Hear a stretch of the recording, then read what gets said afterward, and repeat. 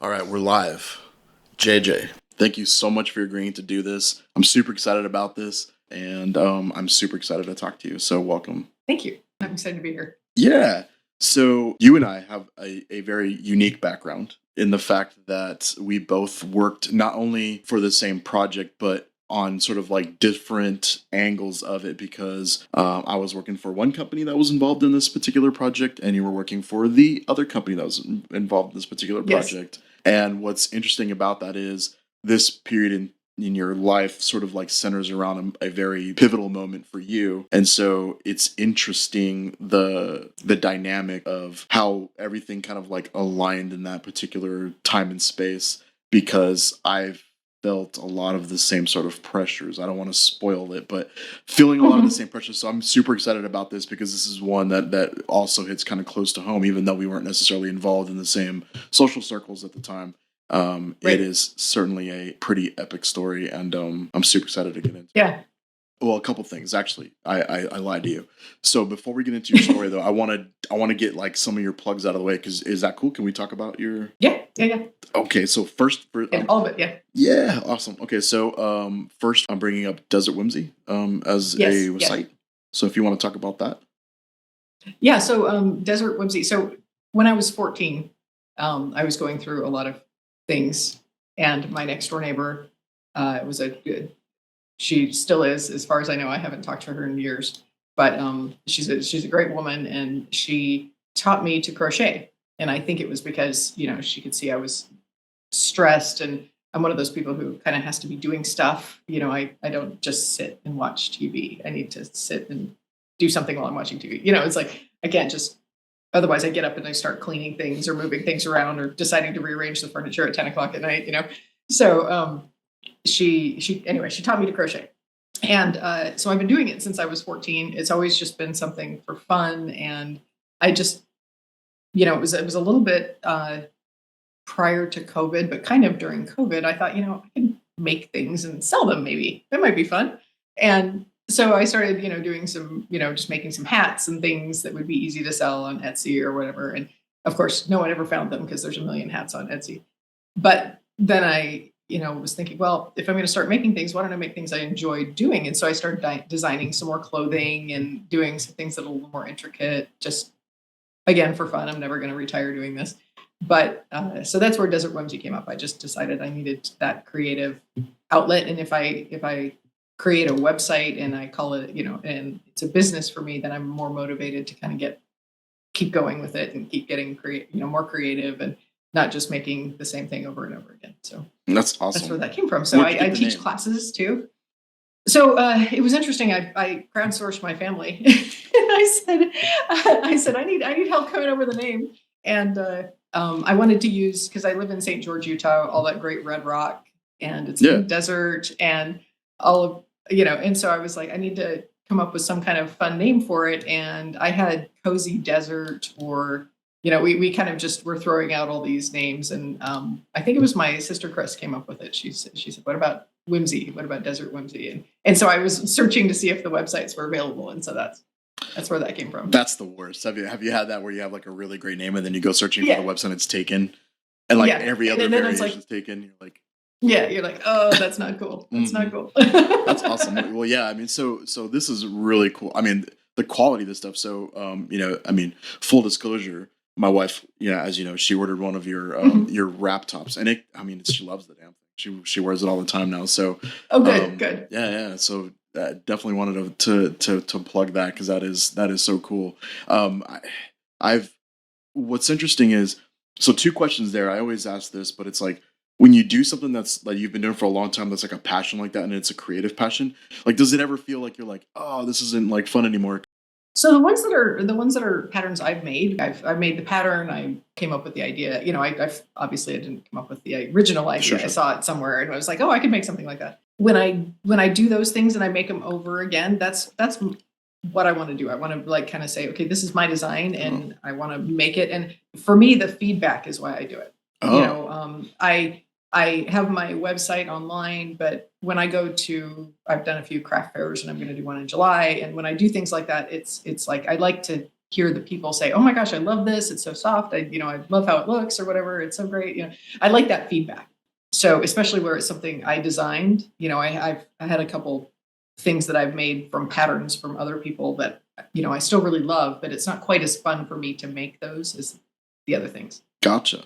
It's kind of, it's soothing also. Yeah. It's a repetitive activity. And after I've made it a couple times, I can just mindlessly do it. I can have a conversation while I'm doing it. I could be on the phone. I could do, whatever. And it's almost like I don't even, I have to look every once in a while, but not counting in my head. I'm not doing, it's just a soothing thing. Oh, that's cool. Yeah. So, it's also like a decompression thing. That's cool. Got it. Exactly. That's awesome. That's exactly why I do it.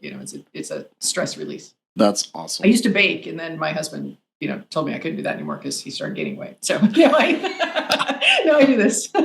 So my wife also baked, and I'm the taste tester for everything, especially now that we're kind of doing the low carb thing. I have to. Oh. She's like, well, she's like, I can't try it, so you have to try it. So I'm constantly eating like frosting and things like that. I'm like, oh, it's terrible, but it's so good. Yeah. That's awesome. So desertwhimsy.com, and then you just recently made your way into. Is this going to be your first craft fair, or is it your first sort of like Ren Fair craft fair? What was the? It's my first Ren Fair. Okay. In general. Yeah. Are you excited? Yeah, in general and as a vendor. Yeah, it's my first time doing this whole thing. I had to bought an outfit. It's like I'm ready to go. That's all. I think you. What's funny is my daughter-in-law is kind of my partner in crime.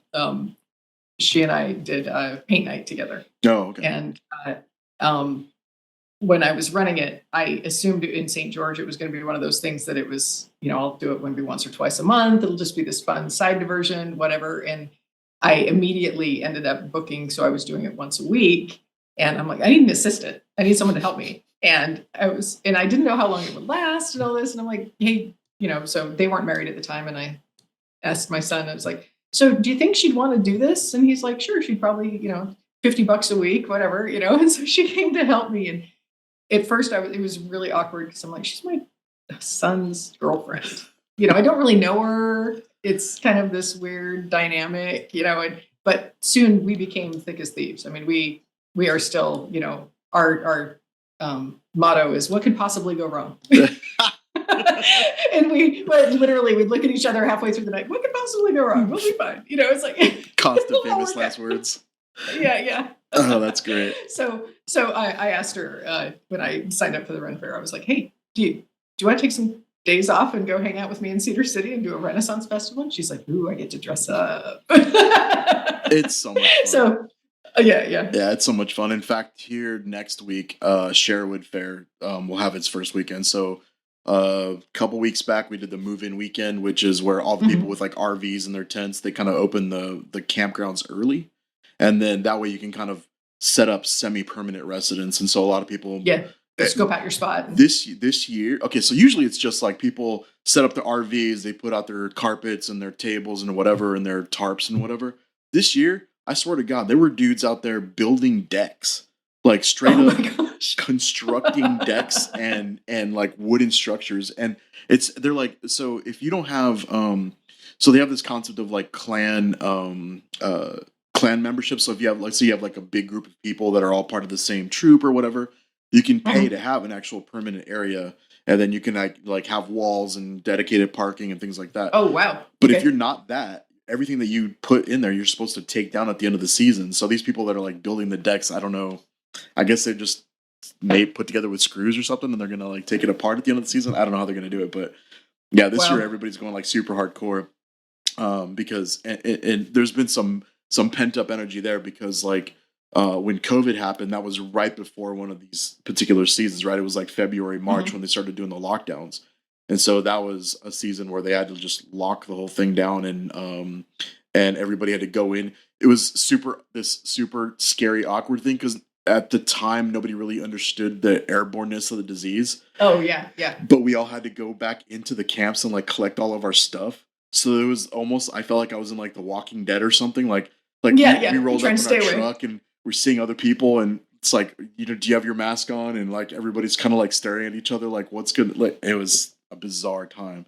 And so for the past couple of years, now that they've brought it back, it's just been like everybody's just like super over the top with everything. So it's pretty fun. So my husband and I go camping now, kind of as a result of my epic adventure. Yeah. And we dry camp with some friends, and we always end up on this, like the side of a hill where, you've got to jack up this part of your trailer or this part to make it super level. And so you either have your stairs are kind of half buried in the dirt, or they're like 3 feet off the ground, right? And so the last parking spot we had, our stairs were 3 feet off the ground, right? And so it was kind of like a launch to get yourself in and out every time, and we're like, this is going to be sketchy at like 10 o'clock at night. We're going to have to figure this out. And so we have a side-by-side, a little Can-Am thing. And it has its own trailer because we don't have a toy hauler. And so I dragged it up on the trailer, and my husband drags the big trailer. But we pulled its trailer, like the little flatbed trailer we call it Q. We pulled that right up against our door and made a deck and leveled it. And so we ended up with our main trailer and next to our side-by-side trailer. And so we had this wooden deck, and we put our grill on there and everything. And our friends, That's we got there really clever. We got there like a day before everybody else. And we walked up the ramp, right? The ramp that you drive the side-by-side up. Sure. We just would walk up and down that ramp. And our friends came up and they're like, what, you guys built a deck? I'm like, we are doing this every time now. This is the smartest thing we've done. You're like purposely looking for a place that just is like totally not level. So you can have an excuse to, I guess we got to do the deck thing. Got to do the deck thing. Yeah. Even if we were level, we could still do it because the deck, it's kind of the right height. You could do it. But we just kind of like made it so that it was the stair, basically. We just kind of replaced the stairs with it. That's super clever. That is hilarious. Yeah. Okay. All right. Well, I mean, you've already been on, well, you know what? I don't even want to interrupt that. So let's talk about, we're going to go into the journey part for half a second. And then I want to take a step back and actually talk about sort of like moments leading up to that in your world. Right. So walk me through sort of the big event that happened in 2015 at a high level. And like you said, we'll talk about how I got there. Yeah. But basically, I took a leave of absence from my job for 6 weeks, and I drug a trailer, a very small trailer. It was about a 15-foot box, around the U.S. for 5 weeks, almost 6 weeks, by myself with my dog. I was married at the time. Still am married. Same person. But I just needed, it was one of those things. I just needed to be me by myself and see what that was about. I was at that time in my life that made that a lot of people get there, especially women, after you've raised your kid and you've done this and done this. And so that's the big adventure I went on. Is I took a travel trailer and left Utah, and the furthest away I went to Asheville, North Carolina, and then up into Columbus, Ohio, and then back down through Colorado and home. And my husband joined me on the last. He met me in Colorado and joined me on the last section, little tiny section of the trip. But for the rest of it, I was just alone, me and my dog and the trailer, and went mostly from organized campgrounds. I went like from state parks or KOAs, or because I am a woman traveling alone and didn't want to just dry camp somewhere in the middle of nowhere where no one knew where I was and maybe didn't have cell service. We don't know.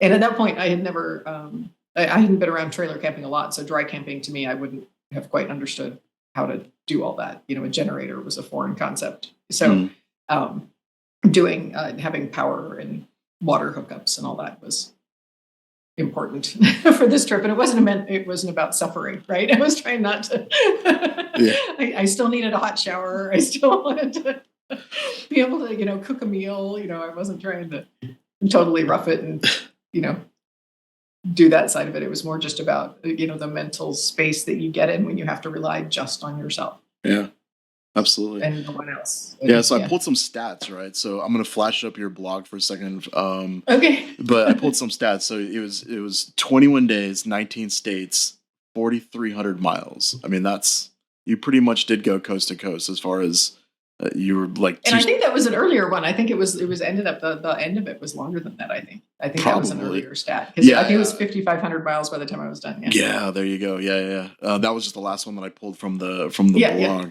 Yeah. So we'll flash that up, and in the meantime, is that cool? I mean, can we share the Oh yeah. Okay, cool. Yep. Okay, so you've got this blog, and first of all, kudos to you. So I've done blogging before. My blog is just kind of like my dumping grounds for like thoughts. So this was kind of a cool concept. I really like the fact that you sort of went into this blog with like a dedicated, like, I'm going to document this journey, and it sort of has this very finite like start and end to it, right? So it's cool because it's almost a time capsule in and of itself, right? Of like the journey just from start to end, nice and clean. Was that the design going into it? Yeah. So I'm not a journal person. I don't, write a diary. I don't keep things like that. But there were so many people, friends, family. My son was like 20 at the time. And so I was leaving and I was like, I'm going to keep this blog. And he commented on one of them in one of the posts I made. He commented, but for the most part, I think he just read it. Yeah. But I wanted to keep in touch with people without, because they were worried, hey, are you going to be okay? Are you going to be by yourself? All this. And I'm like, I will blog. And you can follow my blog, so I'm still alive, or at least I was, as of my last entry. And so, so I kept that going, and it was also a little bit about, I kind of started it, and I thought, what do I want to keep track of? What's important for this journey? And some of it became very emotional, and I ended up, more or less writing a diary, hard copy, that I didn't blog because I knew, to our conversation before we started recording, you want to be kind to the people you love. And, sometimes your side of the story is not their side of the story. And so you want to make sure, be respectful in that this goes out into the world and other people see it. Yep. And you don't know, they'll take it out of context, they'll take this. And so you want to be careful with that. And so again, with the blog, I wanted to, this is my journey. This is what I'm doing. Some people were really concerned that I was posting it because then people know, oh, she's a woman traveling alone. We should, and I'm like, if they really find me off the blog and want to stalk me from campground to campground, they'll probably be really interesting people and I want to meet them. It's like, I don't think it's a big deal, and my younger sister, Erica, she chastised me recently about having no self-preservation mode because someone contacted me about going over and teaching their daughter how to do something crochet. And so I just randomly got in my car and went to this complete stranger's house and that I'd never been to before. I'd never even talked to this person on the phone. It was all over text and everything. And she's like, what are you doing? And I'm like, I live in St. George. And she asked me a crochet question. I mean, that's got to be a pretty pointed, weird thing. That's a pretty somebody's niche, trying to niche setup for a kidnapping. Exactly, right? It's like, and they contacted my business. It wasn't even like my personal, it's like, so that'd be pretty out there if that happened. Yeah, listen, when you got them needles things, is it like over, under, over? Yeah, exactly. I could use some help. Please come to this Walmart parking lot. Like, sure. Yeah, sure, whatever. Yeah. And we're gonna get into it, but I mean, that's your sort of like self-confidence coming through, right? I mean, have you always been that way naturally to just like be willing to roll out, or was that one of the things that you kind of gained out of this self-reliance, this journey that you went on? So I am not confident. I'm not a confident person. I carry zero, like my self-esteem barely registers on the Richter scale. I'm very, and I try in business, especially, and with people that I interact with to not show that. Mm-hmm. But I feel like I suffer from imposter syndrome. I don't really think I don't really think I know what I know, So what I mean? So I feel like if I start talking, people are going to be like, she's full of shit. She doesn't know what she's talking about, no matter what I'm talking about. And so, but I've always, for me, even in my jobs, and I think you'll probably recognize this because most people do, I strive to be helpful. Mm-hmm. it's like if someone comes to me and has a question, I'm going to do whatever I can to help them figure that out or get them the data behind it, or I'm going to help solve their question. If they, I feel like if they muscled the courage to ask me, I need to be helpful. Yeah. And so for me, being helpful is one of those things. And so, teaching any kind of classes, that's my thing. It's like I try and teach someone so that they can learn it. And so being, doing the crochet classes, doing, paint night, when I was running paint night, it was kind of the same thing. It was like, it's a fun thing, but yes, I'm also teaching a skill, and I'm teaching it the way I learned it, not being school taught for anything. It's like, this is how I did it. Yeah. And I'm sure there's some technical term and there's some technical way to figure this out, but the way I learned it is this, and this is how I did it. That's awesome. I am very much the same way, and I always feel the same way. And for my imposter syndrome is a mixture of like I don't know that I know what I know, and also just does anybody even care? You know what I mean? Because I tend to get very much in the weeds and the details of things, and a lot of times I find myself going, you know what? Nobody actually cares about all that stuff, but sometimes they do, and it's just they're just being polite and listening or whatever. And I always have to remind myself that being helpful and being very forthcoming and wanting to sort of clarify and help people out is not a bad thing, but it always feels like a bad thing. You always feel like, are you interested in what I'm saying right now? Because I just keep talking and you're nodding, but are you really listening? Yeah. Yeah. So okay, so all right, so the journey, we'll get into the journey part. And you certainly covered this on another wonderful podcast. So I pulled a lot of my questions sort of from that. And so I'd like to start sort of right before that and kind of look at the dynamics that were going on, right? And so again, we were working on the same project. We'll call it by the code name. So it was this swarm project where we were basically providing a bunch of data. And the whole purpose behind this project was to get a POS sale. Y'all were the outfit that had the sort of engine that was driving a lot of the predictive analytics and the other stuff that were making the recommendations and driving the opportunities. And I was on the side that was responsible for providing the raw data to kind of piece it all together, right? And so you and I were essentially the data architects. We were more than the data architects. We were like the whole dang show. We were the whole dang show. Both sides of that entire thing, right?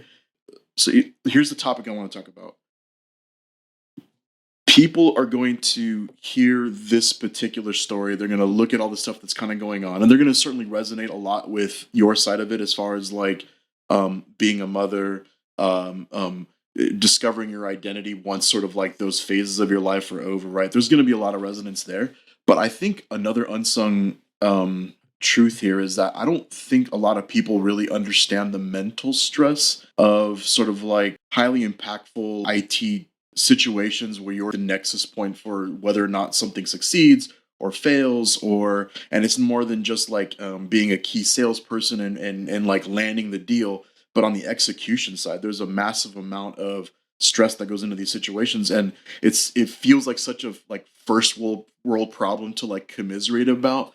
But I look at it at the scale of sure, we're not police officers and firefighters saving people's lives, but so and some people are like, well, I mean, how much money are we talking about? So I found this in my archives. Yeah. Ooh, yes. So 1 billion, yeah. Yeah, so that's 1 billion with a B. And that was the rent. So it's 2017. Your story, the story takes place in 2015, and then our fiscal calendar is always a year ahead. So that was within a year of delivering all this data, getting it all together, getting it in front of the salespeople. They pull in $1 billion, right? And so that is a lot of money on the line to put so few people on the hook to just figure it out and make it happen. And so that whole thing was really interesting. I had just started working for the vendor. Yeah. And I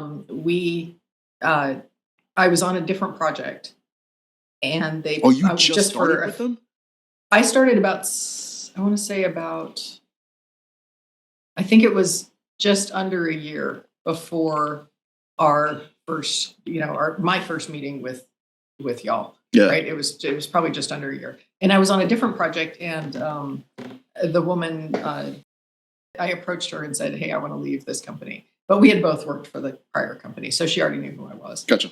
And so I went over and started working with her, and she put me on a different project then and pulled me into the project. And I was pulled onto the project sort of as the data girl, whatever that means, right? Just figure out the data. I'm like, okay, and my experience is always the bigger the company, the worse the data, because they've grown, they've got data here and there and everywhere, and everybody's kind of doing their own thing because they tried to do it too fast or whatever. And so I was like, yeah, okay. And I was, if I were to do this with the knowledge I know now, I would have been horrified. Like they're putting me in charge of what, but at the time I was like, sure, yeah, whatever. I'm a data girl. I'm going to do this, whatever, And so I remember sitting in a conference room, and me and one other guy from my company were there with a bunch of IT people, a bunch of guys who had lived and breathed this data and spoke SQL. They didn't speak anything else. And they're like, so they're explaining how all this stuff goes together. And the guy I was with was a higher up guy. He was like our chief technical officer or something. So he was in and out of the room. He was basically not helping at all. And I was there for a week. And the idea was within a week, I had to get one country into our test environment, so that we could demo it. Yeah. And so this is like customers and assets and all the entitlement data and all of this and all of that, and build an opportunity for people to see so that they could see, like, proof of concept. I had 1 week to do all this. And I'm sitting there with these guys, and they didn't even understand how it worked. And so I just remember I was working crazy hours because I'd basically get all the stuff I needed, go back to the hotel room and rejig it, and then, come back in the next day. And it's like, no, you got it backwards. And I'm like, well, that's because you explained it backwards. And then I go fix it. And then there was one data, our business SME that was in the room with us, and she had been flown over from EMEA, and she's sitting there, and we literally were just looking at data, and she's like, okay, this field should go there. This field should go there. This field should go there. And that's kind of how this whole thing started. And I'm like, now I look back on it, and I'm like, it was $1 billion, and they've got like 5 people sitting in a room figuring this out. What were they thinking? But you can understand the pressure that put on me. It was, it's just like, go figure this out. Yeah. And do whatever you need to do. Right. And then, so I come back to San Francisco, and granted, I live in Utah, right? So I was in Austin for a week. I go back to San Francisco for a week. And this kind of set the stage for the rest of my, the next 5 years, basically. I live different from where the teams are. And so I did a ton of traveling. And so I'm go back to San Francisco, and I explain it all. And basically I'm like, I have one country worth of data for you. That's it. Like one country. And they're like, so how much data are we talking about? And they ended up having to ship like hard drives when they transferred the data to us the first time. Oh, yeah. And the guys in our, that I was working with in our IT department, they're like, so what did you do? And I'm like, here are my queries, laugh if you will. And, I didn't go to college. I'm self-taught on everything. Right. And so every time I even send someone a query, I'm like, they're going to laugh because I'm doing it probably the weirdest way ever. But this is how it worked for me. It's like, so I'm like, here's my query. This is what I did. Fix it, do whatever you need to do. But this is how it worked. And, and then users start getting in there, and they start going, okay, so this is different. This is weird. This is weird. Oh, and by the way, APJ is different than EMEA, who you just set up, and who is different from North America, who is different from LATAM. Everybody's got their own thing going on. And you've got the same data, and you're trying to make it work for all of this, global. And sometimes you're getting data from different sources for different things based on the country. And the whole thing just explodes. So, working 40 hours a week was not a thing, and they want to launch because every time they launched, I feel like there was money tied to it with my company because we're the vendor, right? Mm-hmm. So I feel like every time they launched a new theater, they got more money or another foot in the door, whatever. So doing all of this just made it more and more, you got to deliver. And so the pressure was intense. And like you said, we're not, my husband's a doctor. He's retired now, but he's, like you said, we're not anesthesiologists, we're not policemen, we're not, under fire, but it's a different kind of pressure. It's like, if I do this wrong, it comes down on me. It's literally on my shoulders. Right. I'm the one who set it up. And without like teams of analysts or teams of SMEs there at your beckoning call to answer every question, you're the bottleneck in everything else that happens after that. It depends on the data. And in my world, I came from a services background, so my only leg up was the fact that I knew the assets world really well. I was just their strongest ETL developer, and there were like no other people. I mean, because everybody else at the time was pretty much just contractors, and so there just weren't a whole lot of people. And so working 40 hours was just not a thing. And then just the nightmare of the sheer volume of data. Like I probably put more engineering time just in how to divide and conquer the queries and getting the data sets into chunks. And, I wrote more automation scripts around partitioning data than I did writing SQL for a particular view or something like that. And it was just, I just remember the feeling just dread going into some weekends knowing, okay, well, thankfully, at least it's Friday afternoon and nobody's going to be talking to me and asking me questions. Yeah. Right. But yay, I got the whole weekend of being by myself to just do nothing but stare at a SQL terminal for to try and fix this 16 more hours and then hopefully get the data out the door. And it's a really, really, really strange world. And it's one that it's an interesting one to watch people go into, because from the outside looking in, it just seems like, okay, that just sounds like a whole bunch of like technical corporate jargon stuff, but you sleep well at night, right? No, it's still the same emotional and mental stress of like other people depending on you. And there's a lot riding on it in terms of like money, or in your case, like vendor relationships and things like that, right? I remember my boss, and I had multiple bosses over the years, but my boss that was over me when I went on my trip, when I left and went on the trip, she used to cancel our one-on-ones quite frequently. We'd have a weekly one-on-one, and if she needed time on her calendar, she'd always cancel it. And she'd send me an email, and she's like, "Well, I know you have it, so if you need anything, just ping me. But I know you've got this." Basically. And I was like, for about 2 months leading up to the fact that I wanted to have the conversation that I was going to quit at the time. I was going to leave. I kept saying, "Well, I'll just tell her at our next one-on-one," and they kept getting canceled. And I'm like, I feel like she knows. Like she just doesn't want to talk to me now. She's like, she's got to be at her wit's end, and I don't want to have. Yeah, she's got to be on her way out. I don't want to even talk to her. Yeah, I mean that's I've read the phrase. Read the phrase. The burden of competence, right? And that's the other part of it too. Is when you're also trying to keep it together just internally, right? You kind of put up this facade of like, well, I guess I've got it. I have to have it under control, because if I panic, then that's just not good for anything, right? But if you panic, you panic, and things fall apart, right? You can't panic. Panic is bad. I'm a dive master, right? A scuba dive master, and my son went through the training when I was kind of at the same time I was becoming a dive master. Oh wow, okay. To become scuba certified, and I was like, he'd get in the water and he'd get kind of nervous and he'd start breathing harder. And I'm like, Tanner, what do we remember? He's like, don't panic. And I'm like, yes. So that was our big, if Justina and I had the, what could possibly go wrong for Tanner and I, it was always don't panic. Everything's fine. Don't panic. Panic just makes it worse. For sure. For sure. Yeah. And I mean, I struggled to like think back to like my management structure at the time, because I think everybody was just like excited that it was working out. And it was comical, because we would get on some of these calls and there would be like 10 people on the call, but it was really just you and I needed to talk. And right. Do you remember like everybody would just shut up and like we would just start talking almost like we're two modems, like just exchanging data, finishing each other's sentences and everything. It's like, do it this way, then do it this way. Then I remember Joanne used to say she'd set up calls between the two of us so we could solve a problem, and then she'd basically just leave her computer and go do something else. She's like, I'd come back and wouldn't understand a word you guys were saying, but I knew you were working it out, so then I'd just leave again. Yeah, and honestly, that was sort of like one of the only beacons I had. I was like, well, thank God that somebody on the other end at least gets it. You know what I mean? Like, Yeah, and that was the same thing on my side. It was like, George gets it. I just need to talk to George.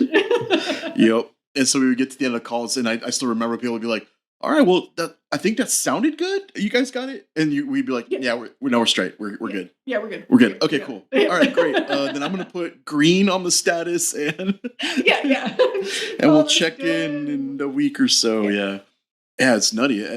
But I mean, yeah, and that's the burden of competence. Is like when people see that you can perform that way, there's little incentive. I think it's just the way that humans are wired, especially in a corporate world where it's do less with less, right? That there's not a whole lot of incentive to like provide help if it seems to be working, right? And seems to be working means if it's basically not on fire and like completely halted, then a lot of times they just consider that a win. And folks like us don't ever let anything get to that bad of a point. So, we fix it before then. We find it, we fix it, we move on. But it takes a toll. It takes a toll mentally, and so that's why I find your story so fascinating. Is because you were able to do something that I had never really been brave enough to do, is to finally say, okay, cool, we're pushing through this, but I have got to just call time out and like I need a hiatus. I need to like to break away from this. And just have some time away from all this stuff, because tomorrow, an easier tomorrow never comes, right? Right, and unfortunately, my one, I don't want to use the word regret, because I truly don't regret anything in my life, and even though I've made mistakes, and you're thinking hindsight, I probably wouldn't have done it that way, whatever, but regret means it's haunting you, and this doesn't haunt me. Yeah. But it's one of those things that you're thinking, yeah, I could have handled that better. I could have done better. But I feel like I should have forced myself to have the conversation earlier than I did, because I did get to the point, not only in my personal life but in my professional life, where I jumped down this kid's throat on an email. And unfortunately, I did it on an email, so it was documented. But I literally, he asked me for something, and I spent 4 hours getting it for him. I sent it to him at the end of the 4 hours, because his email, first of all, if he reaches out to me on email, he needs it. That's my thinking is, if you go to the trouble to write the email, you need this information. Sure. And he also said, this is, he said, I'm putting together a QBR or something, and I need this. And, the QBR is like in 2 days. And so I dropped everything, spent 4 hours getting this data for him, sent it to him, and his reply to me was, "Oh, never mind, I figured it out some other way." And I literally lost it over this. Yeah, literally, it was like, oh my God, I just spent how much time doing this? And so I replied back and just basically ripped him. I was like, and no, never again do you do this to me. If you don't need this, you tell me you don't need it, because I am working on it. And, so I just kind of schooled him. Yeah. Not very kind. I was not very kind. And right after I sent the email, about 30 minutes later, I sent another one to my boss and said, so this just happened and you're going to hear about it. And sorry, I'm losing it. And that's kind of what prompted the whole discussion with her about. That's when you knew you're like, oh yeah, this isn't me. Yeah, this isn't me. I don't react like this. I don't treat people like this. And this is just another piece of evidence that I need to fix things. I need to change things. Yeah. And this is, yeah. Yeah. So are you, you come across as meant as like the most complimentary thing, but you come across as like, you organize yourself the best that you possibly can. You research things, you detail out stuff. Like you go into, so like going into the trip now, right? I notice it's like you're having this, you're busting at the seams. You need some time to yourself, but even in your like I just got to get out of here, you still have the wherewithal to go through a bunch of gear selections. So I picked up these subtle gear selection, self-defense training, multiple trial camping runs to ensure that everything's legit and working well. Yeah. You had the foresight to update your dog's vaccinations. Yes. And there were something like 37 different route variations. As far as something like that. Where am I going to go? What am I going to do? And if I'm in North Carolina, do I need to see something special? It's like, I might as well see it if I'm there. It's like, yeah. So part of that was a little bit of an escape too, because it was like work was, stressful things that, I had put myself in this, bad situation in so many places, but it was kind of a little bit of, okay, I'm planning this thing. So part of the planning was part of the healing as well. So if I'm gonna do this, I'm gonna take my car, which was an Audi SUV, and I need to find a trailer that I can pull safely with my Audi SUV. And then because it's an Audi and Audi's special, you can't just install a brake line. You have to get this wireless brake controller because it's Audi, and so, and even checking the oil on an Audi, you can't just pull a dipstick. You got to do through this whole electronic thing in your dashboard. Why could you pull a dipstick, right? Who does that? So, it's, just learning all of that too. It was a little bit of an escape from the stress I was in at the time. And so it was, I'm one of those people who will, like I said, I rearranged the furniture, so many times. Like, oh, it'd be better this way. It'd be better this way. I try and, overanalyze, maybe overthink some things, but I don't think overthinking things in the case that I did was bad. No, I feel like that's what you have to do. If you're going to rely on yourself to handle this, you got to learn how to do everything, right? You got to understand why you're doing the things you're doing and how it all works. And so, when I love my birthday. And so every year I plan, some would say, an over the top party. And some years are more over the top than others. I did like a whole 20s themed party for my 50th, which happened to be 2021. And so that was COVID, right? Kind of still in COVID. And so I delayed my birthday's in January. I delayed my party till August or till April, when people could get some vaccines if they wanted or whatever, so that people felt safe gathering in crowds. Yeah.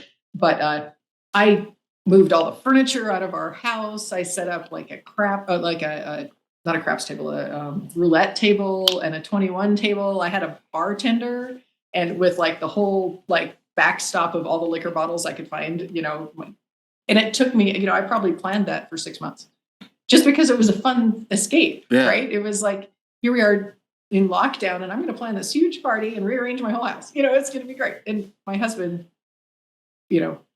bless him, he's like, he's always all in, no matter what I do, husband, you have to dress up, you have to, we're going to do Halloween and you got to be the Grim Reaper. He's like, all right, I'm in, whatever. And I don't know that that's really his personality, but he does it for me. Yeah. And he even with going on this trip, what do you do if your wife comes to you and says, I want to go drag a trailer around the company for 6 weeks and no, you're not invited?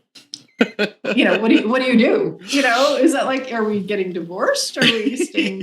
Like, what does this mean? Come back. Yeah, please, but also let's sit down and plan out everything too.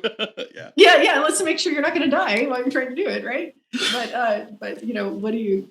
He is just. I mean, he's the greatest guy. That's awesome. I don't know what else to say. He's just so supportive, and I think the fact that he is older than I am, and I think part of the reason that he's so great with me is that he understands. Like it's like he's been there. Oh yeah. He knows what that means. He knows what that feels like. And so when I say certain things to him, someone my age may just be like, oh yeah, whatever, and he's like, he takes it more seriously. He's like, oh, that's what you're telling me. You're telling me that you're, and he could see it. I mean, anyone who's around me who knew me for any length of time could see that I was losing my shit. They were like, she's going to end up in a mental hospital. It's going to be ugly. There's something going on with her. And I feel like he saw it as, this is what she feels like she needs. So I'm going to do everything I can to help her do that. That's awesome. We always talk about the fact that I plan these weird parties. Even New Year's Eve, people can't just come over here for New Year's Eve. They have to dress up. Like they have to like, a friend of mine said to me once, why am I always buying clothes to come to your house? It's like, I'm like, if we just all get together for New Year's Eve, it's like any other time we all get together. Yeah, exactly. So if I make you dress up like a song, then you remember it. Yeah. Right. Yeah. So I've learned to appreciate that too. Our friends Curtis and Vic, they so Victoria, you saw her podcast. They have theme parties all the time, and we've done everything from like Harry Potter to like we did like a gender swap between. So I had to wear Andy's clothes, and she had to wear something of mine. Hilarious. It always turns out so fun. Sometimes I'll hear the theme and I'm like, what? You guys are crazy. What? But then you're there and it is like the funnest damn thing. And you're right. It makes it a lot more memorable than just like any other Friday where you can also just get drinks and hang out. Yeah. So that party sounds awesome. By the way. Tell me at least one person smoked a cigarette out of like the long stick. Oh, right. Sticks. So there was a smoking section outside. I don't know if they did. I had one. My mother had one. And strangely enough, my mother doesn't smoke, but she had one from like of course back in the day, right? And so the most legit thing though is one of my best friends, and I'm not kidding when I say this. One of my best friends is a woman who is she's now 87, and she lived across the street from me at the time. We just recently moved about 8 months ago, but she lived across the street from me, and she walked over in, a legit flapper costume, everything. Yes. And we were all dressed up, we were all, no one showed up not dressed up, which was good, because usually you have a party where the one guy shows up in jeans no matter what, right? But everyone dressed up.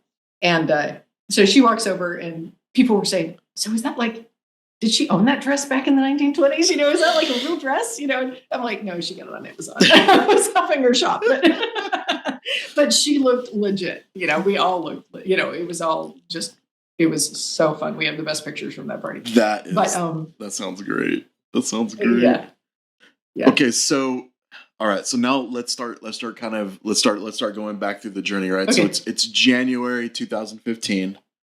And I have sort of like a mixture of, some of them are quotes, but some of them are just like kind of going through. So it's January, and the quote here is, Saturday night, our friends Doug and Marianne came by for a unique dinner at our campsite.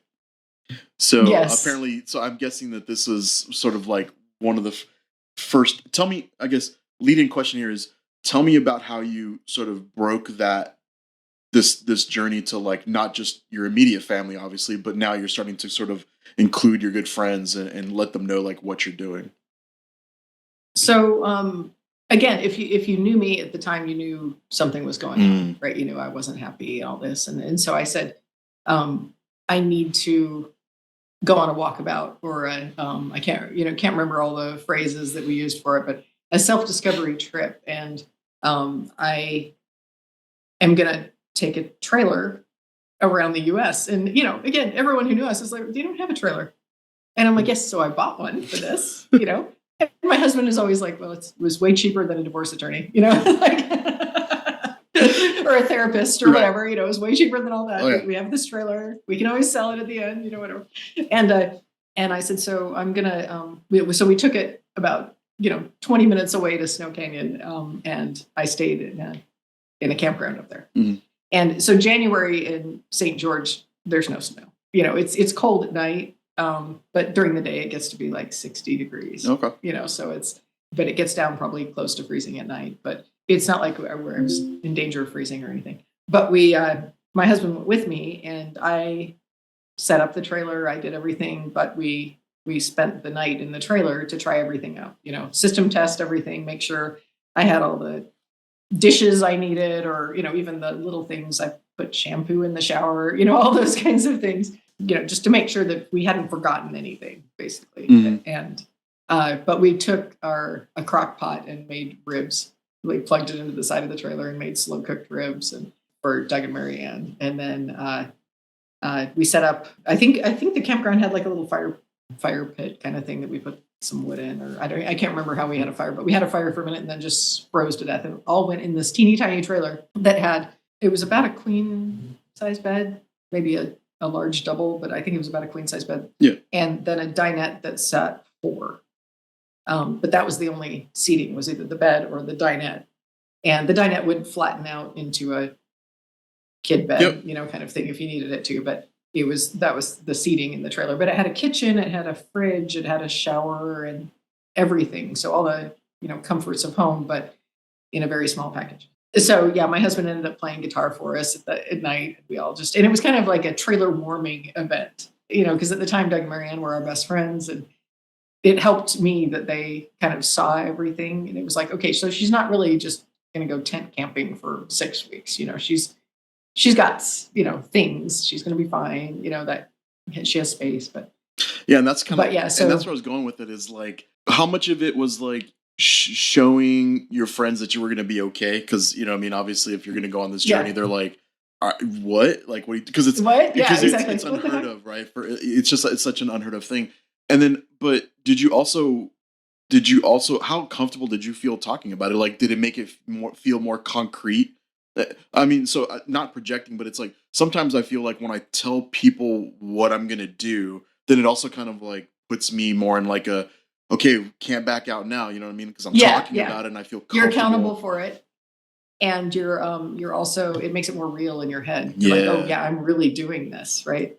It was, the conversations when I told my family what I was doing was the hard thing, and we're not we're not a really close family. My parents divorced when I was 13, and we since then, my dad's lived here, my mom's lived here.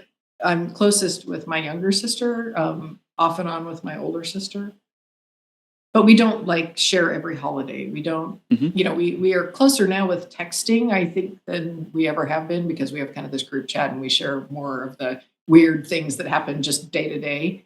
But we were never, I talked to my younger sister the most, but my parents, I talked to them once a month, maybe, so it wasn't like we're so calling, my dad and saying, hey dad, I'm going to go on this trip by myself. He's like, what are you doing? What's going on? What's happening? And, a little bit of backstory here. Jerry is my third husband. Okay. We've been married now for 26. I asked him this before I got on the podcast. Now I don't remember. Make sure you get it right. Yeah, make sure we get it right. 26 years. If it's wrong, we'll dub it in with like a we'll dub it in. But like a Microsoft Sam, like a really robotic, like clearly not your voice. Exactly, I love it. 26. 26. Yeah, so we've gotten so we've been married a long time, but I could hear in the back of they're all thinking that I'm about to leave Jerry and go work on the husband number 4, right? So they're all like, oh, this is just the precursor to that. Yeah, we see what's happening here. And so yeah, it was, and I'm sure there was a lot of that amongst our friends. It's like, well, why didn't Jerry get invited? Why is he not going? And a few of the women that were closer to my age, they were like, oh my God, I wish I was brave enough to do that. And I didn't see it as brave. And a lot of people have used the word brave when I've talked about this. I don't see it as brave. For me, it was necessary. Oh, for sure. And I don't know why I fixated on doing this particular trip. I mean, there were so many other things you could do, right? You could go walk the Appalachian Trail. You could go do this, go do this. There's so many other soul searching journeys people would go on. But for me, this was the way to be uncomfortable and still be comfortable at the same time. I could choose to just drive 20 minutes away and sit there for 6 weeks. No one would know the difference. It's like I don't have to necessarily go around the country, but I could, there were so many different ways I could have done this. But I would have never used the word brave. It was more just, I was grasping, and this is the thing that felt like it was going to work for me. I'll use the word brave for you because, well, here's why. Is it brave in the sense that were you running into a burning building? No, is it brave in the sense of like I'm gonna go conquer Mount Everest and risk my life and limb, for an achievement?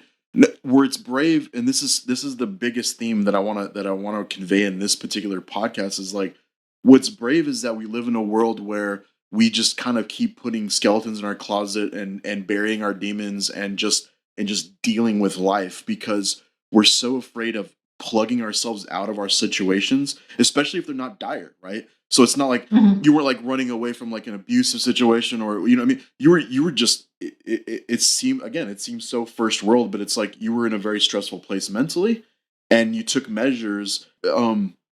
So I would struggle with it, even though I knew, and we'll talk about how wonderfully supportive your manager was, right? But even if I had a manager that was at on 50% as supportive as yours was, I still even would have the fear of being like, if I took like a year hiatus or a 6 month hiatus, I'd be like, well, what if, there's always the fear of like, what if I come back and nobody needs me anymore? What if I come back and they're like, oh, you know what, by the way, we figured everything out, and turns out you weren't really adding much value anyways, so Right. good luck on your, you know what I mean? Good riddance. Yeah.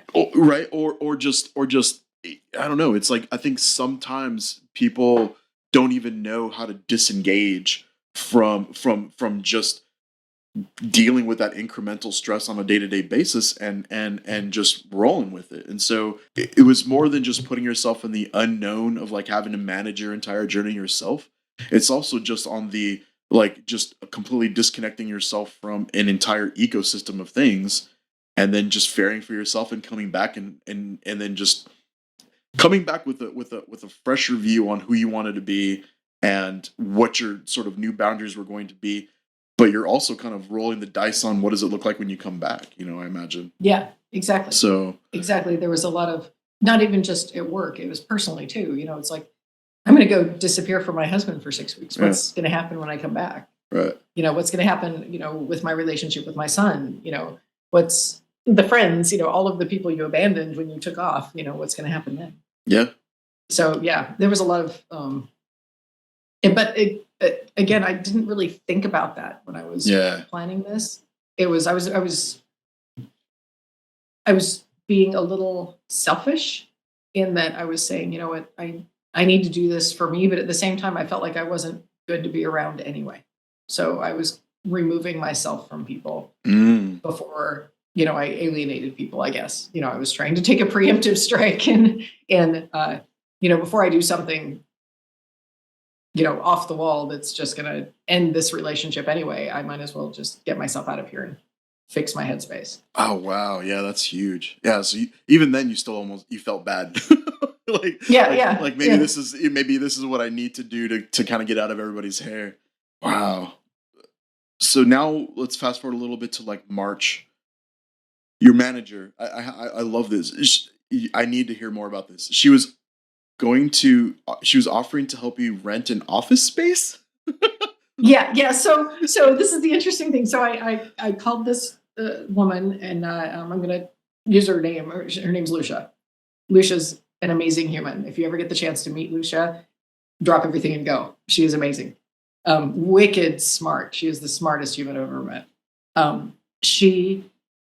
So I said, like I said earlier, she was, kind of canceling our one-on-ones because JJ's got this. And finally I wrote her an email and I said, so I was going to talk to you about this in our one-on-one. And the email just kind of rambled. And at the end of the email, it was like, it sounds like I'm quitting, which I am willing to do, because at this point I need an out. I need out. I need to go away. And it's almost like I need to get pregnant so I can have 6 weeks off. It's like I need to get away from work. Yeah. And I sent the email, and within 10 minutes she calls me. So she clearly read the email and called me, right? And said, "What are you doing this weekend?" And I said, "Working." And she said, "You're driving down to Vegas." Because where I live is about 130 miles from Las Vegas. And she said, "I will fly into Vegas and meet you, and we need to have a conversation face to face." And she said, "That's just the easiest place to do it, right? Because flying into St. George, Utah is not an easy task, right?" So, so she's like, "You drive to Vegas, I'll meet you." Okay. And so she flew in, I drove down, and I met her at like 10:30 in the morning, and we went and had breakfast. And she said, "So do you want to talk now?" And I had made notes, because I'm one of these people that you ask me any kind of question. I have a funny story coming back in the country after a trip to Mexico where I couldn't remember where I was born, right? Because, you ask me a question and I'm like, I freeze. I'm like, oh God. And if my husband and I are having an argument, and You're I'm like, like, Tijuana. They're like, get out of here. yeah, I don't even know. I ended up, my answer was here, like in the US. Like, my husband like visibly started backing up. Like, he's like, oh my God, I didn't know she was this way. Yeah. So I will freeze if you ever ask me like a direct question, like, what don't you like about this? Yeah. I will be like, never mind. It's fine. It's fine. Just like it is. Just kidding. It's like, and so I had made all these notes so I wouldn't like freeze and back up and just forget to say things. Mhm. Right. But I had left them, in the room. I hadn't brought them down because I didn't realize, she said, let's go to breakfast. And I was like, oh, okay, we're going to breakfast. And then she starts talking to me and I'm like, I didn't bring my notes. How am I going to handle this conversation? I didn't bring my notes. And because I was so nervous, first of all, and which was interesting because I was at the end of the line. I was ready to quit. I was ready to walk away. So, in retrospect, why did it matter what I said? Well, because it's your nature. She fired me on the spot. Yeah. Why did it matter? Right. But it was one of those things. It was like, I want to make sure she understands where I'm coming from so that I get her permission to quit or her permission to leave. Right. Because for whatever reason, I need that. Right. And so we went to breakfast and we started talking a little bit, but not like deep, conversation yet. And then we just walked around the hotel. And we were staying at I think the Mandalay Bay or somewhere like that. So we were just walking kind of around the hotel. We went and walked over by the pool. We went and walked over here. We just walked around. And ended up just sitting in these random chairs we found somewhere and hashing through everything. And I never got to go back and get my notes. I'm just going to call that out. Never got to get my notes. But one of the things she said, how could we? She said, I see where you're at. I can hear when I talked to you, even before this, where you were going. Yeah. So I get it. And she said, but how can I help you? What can we do better? Let's fix it. She said, because if you leave and someone else comes in, I'm going to have the same problem. And I said, well, and of course I took it on myself. It's like, I can't say no. If you ask me to do something for you, I won't say no. Right. And that's part of the problem is people have just been constantly asking me to do things and I've constantly been doing them. And I feel like everything needs to be done now, like today, within the next hour, not tomorrow, not next week. If you ask me for it, you need it now. And therefore I need to do it now.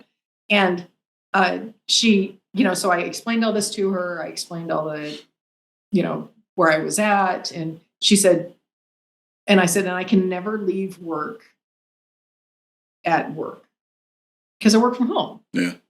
If something needs to run, and I was at that point doing a lot of queries and things that would run for a while, whatever. And I'm like, if something needs to run, I'll start it, go eat dinner, whatever, come back and check on it, come do this. 10 o'clock at night, I'm still sitting at my desk doing things. And, it was easy because you're at home, right? Mm-hmm. And at that point in time, my son was, he was 20 years old. He still lived in our house, but he had his own life. He was going to college. He was, dating. He was doing this. He had a job, doing all these things. So I didn't need to be his mom. Mm-hmm. And we didn't have a ton of friends where we lived because we had just moved there. We moved from Salt Lake down when Tanner was 18. So we had been there a couple of years, but we hadn't really had a chance to meet a lot of people because I was always working. Yeah.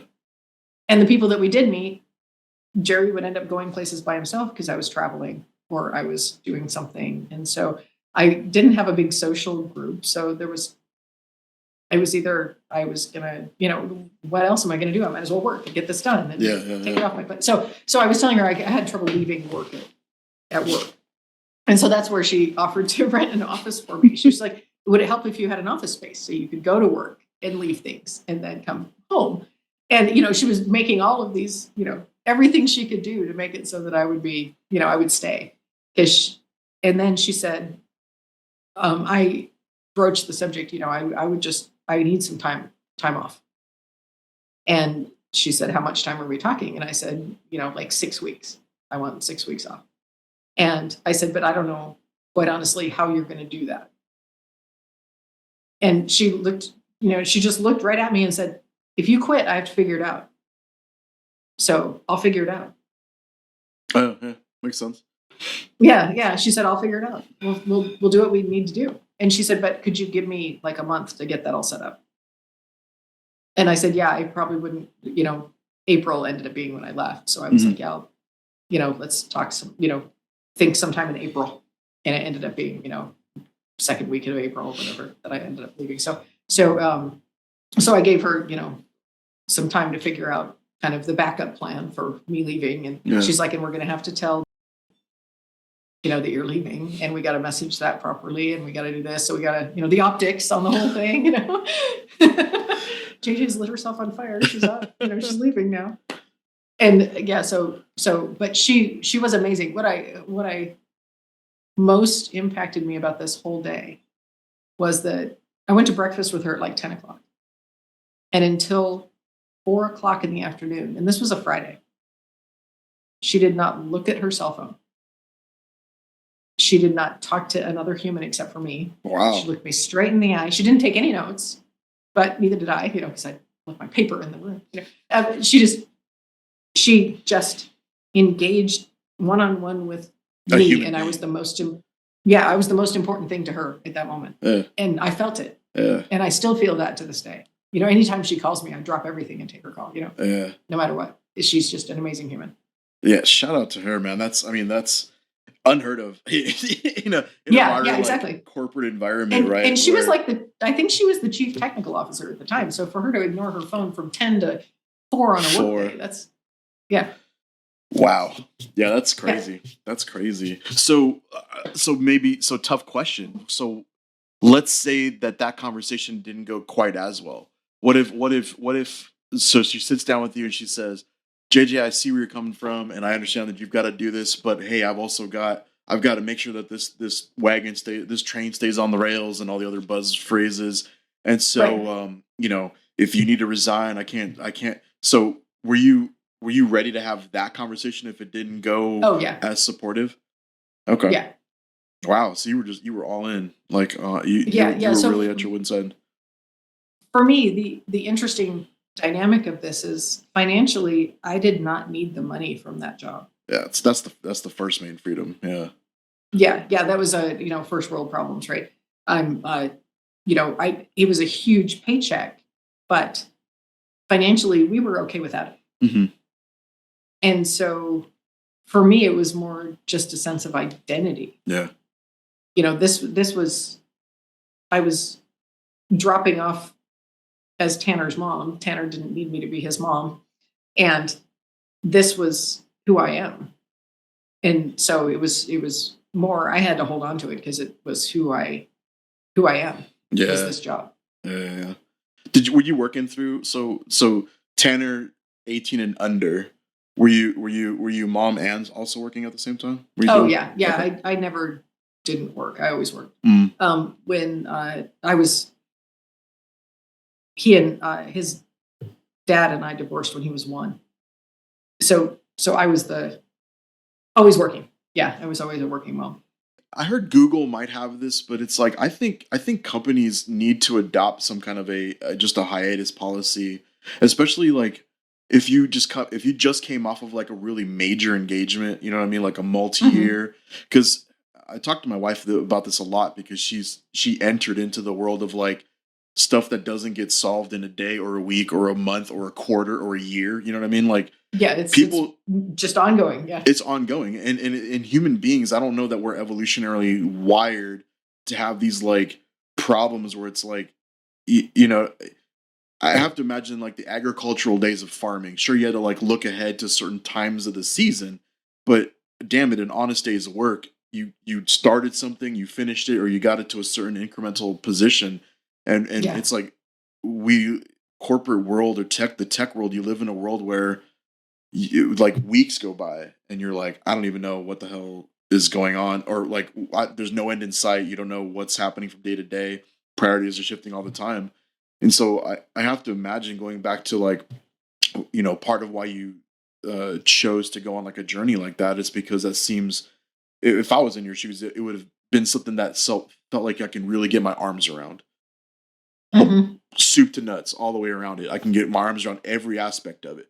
The vehicle, the logistics, all of it is just way more accessible and controllable than even being the main person in a multifaceted, 3-year long engagement of God knows what's coming next, So that had to be attractive subconsciously, taking on. It definitely was for that reason. And I had worked full time since I was 16 years old. Yeah. Oh yeah. So it was literally, except for the 6 weeks that I took off when I had my son.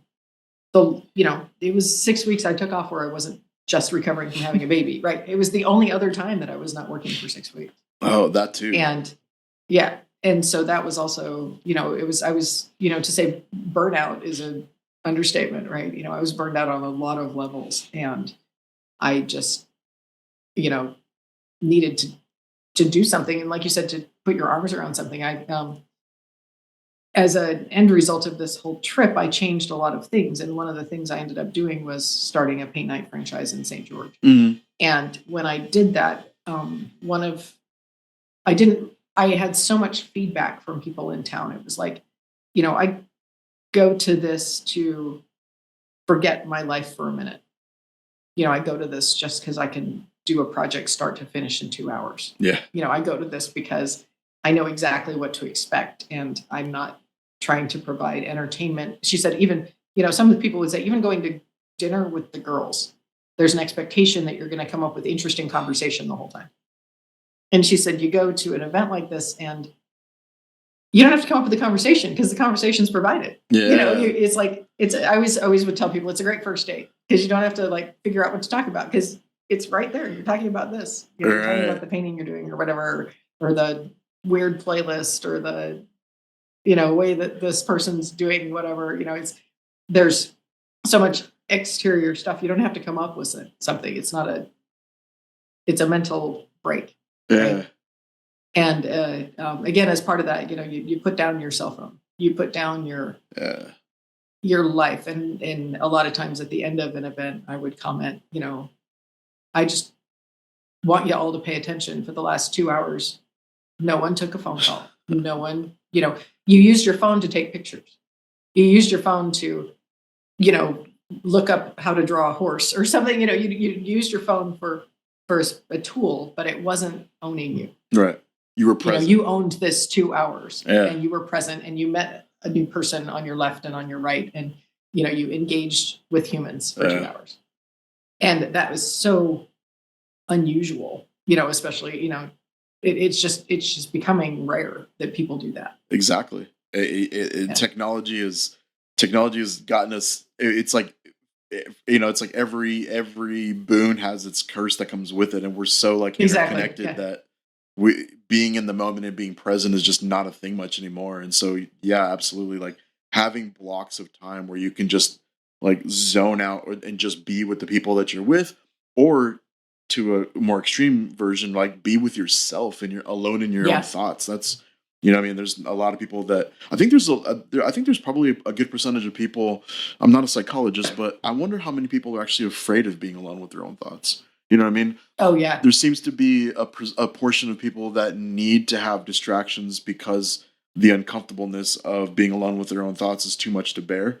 And so there's sort of distraction seeking behavior that constantly keeps us engaged because it's unbearable for some folks, I imagine. And I don't want to be one of those people who, I don't want to be one of those old people who are like, it's all technology's problem. But your cell phone has a little bit created that. Yeah. Because as soon as you get a cell phone, someone's texting you or someone's, pinging you, or your Facebook number applies, or maybe it's Instagram or Snapchat or whatever it is the kids use nowadays, but it's your phone is a constant. It might as well be imprinted in your forearm or something. It's always there. And to even have a dinner where everyone at the table ignores their cell phone is a rarity anymore. Yeah. People don't do that. And so it's been a little bit created by the technology too, is that you're constantly, even if you're watching TV, something comes on TV that you're not super interested in, and you pick up your phone immediately. Yeah. Yeah, that becomes the default go-to. Yeah. Yeah, the default go-to is I'm going to pick up my phone and see what's going on Facebook rather than just sitting here for a minute and waiting, And so it's become, we've kind of created our own problem a little bit there. Yep. Yeah, and with the cell phone. Yeah, and the chicken and the egg there. It's also, yeah. These organizations, they're hacking that brainstem, and they know what constantly hooks into our attention, and so it's almost like unfair that we've hacked ourselves, and our biology hasn't really had a chance to catch up to filter out a lot of that noise, because we're still wired to just, hey, if something's grabbing my attention, it's got to be for some important reason, right? It's because there's if the baby cries, you go pick it up. It's like right now the baby crying is a vibration coming from your cell phone, and you're just compelled to look. Okay, mm-hmm. So it's March now, right? The conversation with your boss goes well. You go back. Now it's time for your second trial run out. Mm-hmm. And this is the one that I have in my notes, though. Your sister came for this one, and sort of having a conversation with her going into this next phase. You're a month away from launch. So talk to me about that time frame. So my sister, Chris, who is my older sister, she came out, and I said, I'm going to do this trial run. And she and her daughters and husband had moved to Las Vegas, mm-hmm. which again is only a couple hours away from there. And so she came up, and going on in her life at this time, she had just lost her husband. And so she was also going through a pretty, obviously a pivotal time in her life. And there was a lot of emotion there. And I said, hey, I'm going to go. And she knew, as my family did, that I was going to go on this trip. And I said, I'm going to go up to Snow Canyon and do run 2 without the husband, because again, my husband and I are not trailer people, but he had boats, and there's a lot of similarities between having a boat and a trailer, right? You've got shore power and land, and your own internal power. And so without him there, it was another level of, okay, I'm doing this by myself. Mm-hmm. I don't rely on him to tell me what I'm doing, what I'm not doing right. I just have to figure it out and remember it all on my own. And so I asked if she wanted to come stay with me. Yeah. And she had brought her daughter up as well, so that, everyone was there during the day, but then in the evening they all left and went back to the house, and we just hung out and slept in the trailer, and then got it all ready and left in the morning. And so it was nice to, went on a walk. We, because Snow Canyon, if you've never been there, it's like a mini Zion. It's a beautiful. It's a state park, but it's got the beautiful white rock, red rock, lava scenery mm-hmm. of southern Utah. It's and it's obviously way less traveled than Zion is, so it's a nice place that's just local here to go. And so we went up in there and did our hike, did the trial run, made sure everything worked, but it was nice to share that again with, have someone else say, oh, it might be handy if you did this, or, did you think about this? And she and her husband had done trailer camping before.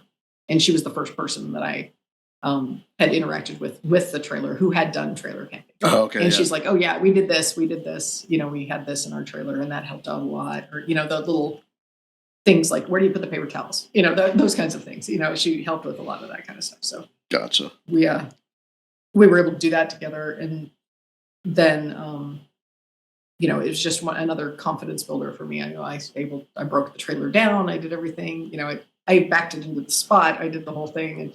And so basically her only instructions were scream if I do something wrong, right? If I'm going to hit something, scream. Other than that, just call it. Yeah.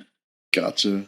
But so with your sister, I mean, not to pry into her story, mm-hmm. but was it a recent loss of her husband? I mean, and where I'm going. Yeah, I don't remember exactly if it was.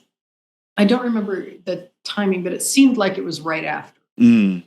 It seemed like it was within 6 months anyway of when it happened. So and was that a factor at all in your own psychology? I mean, like as far as like, you know what I mean? It's like reconciling. We were talking earlier about like not being firemen and all this other stuff, right? So there's that concept of like comparative suffering where it's like, yeah, I'm having a hard time at work, but geez, you know what I mean? Like I would have been torn up inside personally, I guess is where I'm like, oh my God, I can't even like imagine, especially being like your sister close in the family.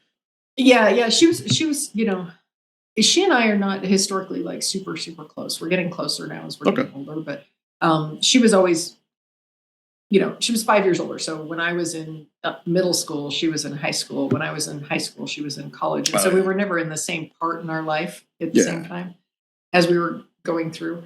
And, she was married way before I was, she had a kid way before I did, all of this kind of stuff. So we weren't, in the same stage of life. So I was never concerned that she'd be okay because she's a very strong person. And I was never like, oh my God, she's going to break down. She's going to do this. She's going to do this. And now that I'm older, I realize that's her coping defense mechanism. She was,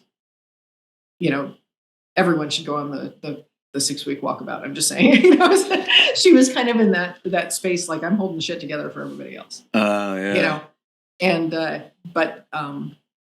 but she did, and she in her case, I focused on getting my trailer ready and researching all of the things and planning out the route and doing all this, and she focused on his care at the end. She was the person who knew everything about Medicare, Medicaid, how to get this from this person, how to put someone on home health or put them in the rehab facility. She knew she should have like just gotten a job doing that at that point, because she just knew more than everybody else did. Got it. And so she overthought that, in getting all this done. And so again, you look at that and you're like, oh, she's got her shit together. She can handle from the outside, right? Yeah, from the outside, she knows what's happening. She's got her ducks in a row. She's got everything figured out. But again, I feel like in retrospect, she was more broken up than anyone knew, right? Yeah. And so, but being around that, you obviously start to think of your own situation and your own, what if, and it almost reinforced, I need to go figure myself out so I can be helpful to people. Yeah. Because it was almost, I can't take on another thing right now. I can't take on helping her. I can't take on what if this happens or this happens or this happens, another situation. My coping mechanism is like nothing right now. I can't do it. Yeah, I thought that was a fascinating point in the story because this is like you're about to go on this journey, right? And there's all this just stuff that's still, it's like there's always something, right? And life doesn't stop, right? Life doesn't stop. Yeah. Okay, so now it's April. Got the Bon Voyage party. All right, so take me there. Are people at this point? They're just kind of like, okay, this is just going on. Are there still people trying to like convince you like it's never too late to just call it a day and just have another long weekend and right? Well, so what was interesting is no one tried to talk me out of it, but everyone tried to give me their advice. Okay. Like one friend of mine is like, so are you taking a fishing pole? And I'm like, I don't know how to fish. What if I catch something? I could probably figure it out. I could throw a line. But even if I caught a fish, I wouldn't know what to do with it. I've never cleaned a fish. I've never cooked a fish. I don't know what to do. And another guy was like, are you taking a gun? And, I live in Utah. I'd ask you the same question. We have guns here. Yeah. What? I'm sorry. I would have asked you the same question. I'd be like, you're taking protection, right? Like, yeah, you're taking a gun. And at the time, I was, I was like, well, no, I'm not. I'm taking pepper spray that I am not even really convinced I know how to use, right? Because you have to slide this thing and do it. I've never tried it. I'm going to spray myself more than anything. And my son says it's like glitter. If you use pepper spray, basically everyone within a 3-mile radius gets pepper spray. It's like it's true. he said, so you really don't want to use that unless you have to. But I had pepper spray. I had a dog. She was a 45-pound dog. She was a good sized dog. Granted, she was just sweet, but she had a mean bark. There you go. People might think twice if they heard her bark. I had the remote from my car alarm that was in the nightstand. That's where I put my keys, was in the nightstand where I slept. So I had ability to make a lot of noise. And like I said, I never stayed out in the middle of nowhere. I always stayed in state parks or KOAs or, organized campgrounds. So I wasn't, I could have run out of my trailer and ran into a person in half a second, right? So I wasn't ever all on my own. But yeah, no, I did not take a gun. Mostly because I always, it goes back to something I said about my sister saying, I can't remember how she put it, but it was something like, I don't have a sense of, I'm going to get injured. I trust everyone, and no self-preservation instinct. That's what she said. And so I was like, I don't see myself using it, even if I took it. And that's the most dangerous person to have a gun, right? Because you end up hesitating and it gets used on you instead, So I was like, no, I'm not going to do it. I'm going to rely on me just not getting myself in that situation to begin with. No. Or my dog scaring someone away, or the fact that I can make a bunch of noise with my car. I feel like I've got other things that are going to happen. And, a few wicked self-defense moves my son taught me, But during the party, everybody's giving you the advice. Yeah, everyone's giving me the advice. I had my trailer all set up so that they could like tour the trailer. It was like with the chairs out in front and everything. We have one of those like we had a half circle driveway. Yeah. And so I had it parked up by the house. It's like an open house. Yeah, exactly. It was like an open house trailer thing. I even had like a place setting on the table like for dinner. But yeah, everyone wished me well. Some people gave me I got like a throw blanket for the trailer, to put on your lap when you're in the trailer. And some people gave me useful gifts. Some people just, threw a bottle of wine in the trailer and say, you'll need this later. You'll need this later. Yeah, you'll need this later. Or gave me advice on, I used to live in Arkansas. So if you go to Arkansas, you get lost, call me or whatever, Mm-hmm. So I got a lot of that. And then most people were just saying, be safe and, take care of yourself. Nice. That was kind of the big theme of it. And, all right. So it's April 20th. Mm-hmm. It's your first day in God knows how long of no work. Yeah. First day. Bliss or anxiety? Well, so it was a little bit of both, right? So some of it's it's not my problem, but I tried to, I mostly worried about the people who were taking over for me. Because it was a little bit about, I don't know that you know what you've signed up for. That's what I would have guessed. Yeah. I was like, don't, and I just said, if worse comes to worse, it's 6 weeks and I'll be back in 6 weeks. So then part of it was, oh God, how much are they going to just wait until I get back? But I told them all they could contact me if they needed something. And they all said, we won't do that. And my boss said, I won't let them. Good. She said, I will never contact you about work, but if you need to talk to someone and she said, please just send me a picture every once in a while so I know you're still proof of life. Proof of life with a newspaper, or something. But yeah, so it was, and some of it was all of a sudden I'm now, oh my God, this thing that I was talking about and just thinking was going to happen is going to happen. And so I need to make sure that I am truly ready for this. And some of it is a little bit about, I set the wheels in motion and you just kind of let it take you at that point. I know I'm leaving. I already made a reservation at the campground for this night. And so I know I have to get there. And so it's like getting on a plane. You're just like, okay, I'm doing it. Yep. This is what we're doing. And, there are stores, if I forgot something, I can go get it, or whatever, it's, I'm not going to a third world country. I'm not actually camping in the middle of nowhere. I am on a freeway, I can stop at a gas station, So there was a little bit about it at that point. It's like, yeah, here I go. I'm ready. And a bunch of people wanted to come that morning that I was leaving and come wave in the driveway and say goodbye. And I told my husband, no, I can't, because it'll make it that much harder to go. just my husband being there and saying goodbye was hard. And saying goodbye to my son was hard. But, I couldn't have handled a group of people waving me off. That wouldn't have been okay. I wouldn't have been able to do that. So I have a quote here. As I'm sitting at my kitchen counter, I can hear the coyotes howling in the wash below my house. I've been noticing little things like that as I've been without work to occupy my mind. This is April 22nd, the last day that you're at home. Yeah. So what I pick up there, and again, half the time I feel like I'm just projecting because I feel like your brain's basically my brain, but I'm like, yeah.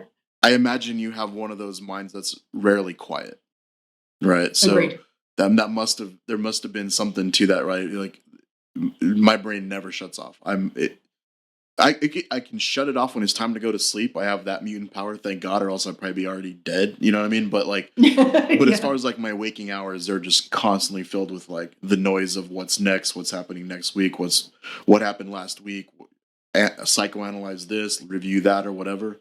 Was that your first moment of really like feeling peace? I mean, and it was a little bit like you mentioned. My brain never really shuts off. So I when I have a problem I'm working on, or how am I going to do this? How am I going to do this? A work thing. I'll go to sleep and oftentimes wake up in the morning with the solution. Same. So it's saying your brain shuts off when you sleep. I don't know that it really does. It doesn't. And so the fact that I didn't have to worry about that whole section of my life anymore, and I could focus on, eating breakfast. First of all, sitting down and eating breakfast, which was not something I usually did, right? and listening to the things going on outside. That was a rare occurrence in my life. I didn't do that. And so it was, that was a poignant, it didn't sound like that big a deal to most people who read that probably, but to me, that was like you said, it was a huge deal. That's a huge deal. I think there's a lot more people out there that resonate with that than you would imagine, because that's another modern problem in this world, is that there's so much noise to it that it drowns out just the simple things happening around you. Like sitting in silence is such a rarity in this world, you know what I mean? Mm-hmm. And again, even for some people, it's almost like there's almost even like a negative feedback to it. Some people have to have noise because it's like, again, it's like that whole, in the absence of noise, the silence is deafening, right? Yeah, and it's funny you already mentioned it, but I say like you have a quote in here where you literally called it out. I'm worried about my team. Not that I don't think they can handle it, just that I don't want this to be too much for them. Yeah. Which just these again poor goes people to I your left character. behind. It goes to your character. Like even when you're like, I can't take this anymore, I'm out of here. You're like, but I hope you guys are gonna be okay. Yeah. If you need anything, call me. It's one of those things. So I totally digress, but when I was doing my scuba training, my husband was also getting an advanced certification, and he was one level above me kind of the whole time. He'd been scuba diving years before I even learned to swim, but he was getting a dive master when I was getting a rescue certification. And at one point he had to do CPR on a guy in the water, and which they don't teach anymore because everyone just dies. It's like, it's not only does the guy you're trying to save die, but the guy trying to save the guy dies at the same time. And so he's doing CPR on this guy in the water, and the first thing you got to do is make sure the guy's not going to sink, right? So you take off the weight belt, and in a life-saving situation, you would drop it, and it would just go to the bottom of the ocean, and you'd be done. Right. But they don't want to lose the weights in a real, in this kind of training situation. And so the guy said, hand the weight belt to JJ. And the guy had like 40 pounds on him, which is like way overweighted, right? So I'm swimming, and we've all got our gear on, right? And I'm like, so I'm right next to him. He hands the weight belt to me, and I go straight to the bottom. I'm like, there was not even a slow motion sink. It was like just immediate. Oh my God. And I inflated my VC. I'm kicking to beat the band to get to I couldn't get it. I couldn't get enough lift. And so I literally almost walked on the bottom of the little tiny lake we were in to get to the side to get out. I was like crawling up the shore. But you wouldn't let go of the weights. I wouldn't. No, it was my responsibility was hold on to these weights. And so that's a little bit what I was thinking about at this time. It's like, here I am. I had this really heavy weight belt and I'm just like passing it to people going, who's going to take it? Who's Yeah. going to take it? And oh, by the way, swim. Yeah. 'Cause it's Don't gonna take drown. you out. Don't drown. Yeah. Right. Because I'll be back in 6 weeks and I need you to still be alive. Yeah. Please don't. And Oh, luckily they split it between a couple people. So, hopefully between the two of them, they could keep it above the water. yeah. Well, I mean, thinking back, it's like I think they did a good job. I mean, like I've been struggling to try to remember that period back when I was involved, and I think they just really played it off like you were just on a long vacation. And I was like, cool, you know what I mean? Like, Yeah, good for her. they did a good job. Yeah, I was like, man, I want to take a vacation too. Like, just Yeah. little did I know, right? So, no, yeah, they I mean, we pulled through. We're all still here today. We got the t-shirt, to Yeah. prove it. Got the t-shirt. I have this joke. Whenever I see numbers like that, I'm always like, can I just get like 1%? Just 1%. Like, Yeah, just a tip. yeah. Just in the tip jar, just a 1%er there. No? Okay. Yeah. They're like, no, we'll give you a good performance review. Okay, so it's April 23rd. It's launch day. Got your family's parting words here, right? A lot of them are the advice you're talking about. Wear your seatbelt. Yeah. Drive on the right side of the road. Okay. Or are they from? Yeah. Was it like a UK person? No, that was like just my family doing weird things, Be careful. Don't pick up hitchhikers. All sound advice. Work off the top half of your tank. That's good. Just go slow. And then my favorite one here, like from your hubby, he says, "Go see the world, then come back to me." Yeah. I love that. I love that last qualifier. Like, please come back. Please come back. And part of it is don't come back till you're ready. Oh yeah. Okay. That's yeah. awesome. Yeah. So, good guy. The question that I have here is, what were the parting words to yourself? What were your parting words to yourself? Ooh, that's a good one. Or what would your parting words have been like looking back on it now? I'd literally stop and smell the roses. Because this is something that you do once in your life. Like, people don't even do this once in their life. This is a one-time thing. So embrace every part of it. And for me, it ended up being very different than I thought. I thought I would be more, I get into town, I go walk the little main street and see the little town or whatever, because I stayed in a lot of small places, right? And, meet some people and sit out on my, picnic table and have random conversations with strangers. And some of that happened, but a lot of it I found I just wanted to be alone. I wanted to be, and it was in a colder time of year. So, evenings would get cool. So if you didn't have a fire or something outside, you wanted to be inside. But, I'd want to be under my blanket and, cuddled with my dog, and I'd watch a movie or I'd do something. I just wanted to be by myself. Yeah. Which, not at all what I thought, because I thought I would do more. Hey, let's go, explore this area or go do this, go do that. And I did a little bit of that, but mostly I just wanted to be quiet. I wanted to just be me. Yeah. And it seemed like, so I also picked up that one of the first places that you stopped in was Lake Powell, which, reading into some of your comments there, it seemed like that was a pretty like emotional epicenter as far as like a place that you seem to have a lot of memories, even going back into your earlier years. Yeah. So Powell for us, it was a longer drive, obviously from Salt Lake, but from St. George, it's only a couple hours away. And we would spend weeks on we had a boat that you could stay on, a cabin cruiser, and we'd spend a couple weeks a year on the boat down in Lake Powell. And Jerry's family, they watched the lake fill when the dam was built. It was like it was a big thing for us. We took Tanner there when he was a baby. It was like, so Lake Powell for me was it was a safe, comfortable place that had good memories. Yeah.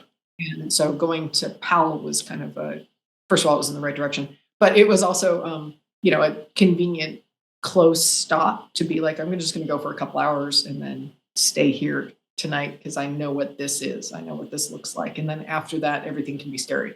But I kind of needed that first night where I left my home to be feel a little safe, you know? Yeah. And I wonder, I mean, did that help? Because again, part of this journey is also like that identity crisis, right? It's like, so it's also like a chance to reflect back on who you were before, right? And kind Yeah. of letting a lot of that stuff resurface that we don't stop and reflect on very much these days. It's weird. It's like we have cameras with thousands of photos on them and infinite amount of video footage and stuff like that, but how often do we actually take the time to sit down and like go back through all that stuff? So like, Yeah, you just don't, right? having a moment to go back into your mind with those in that particular place, that must have also helped kind of trigger the self discovery.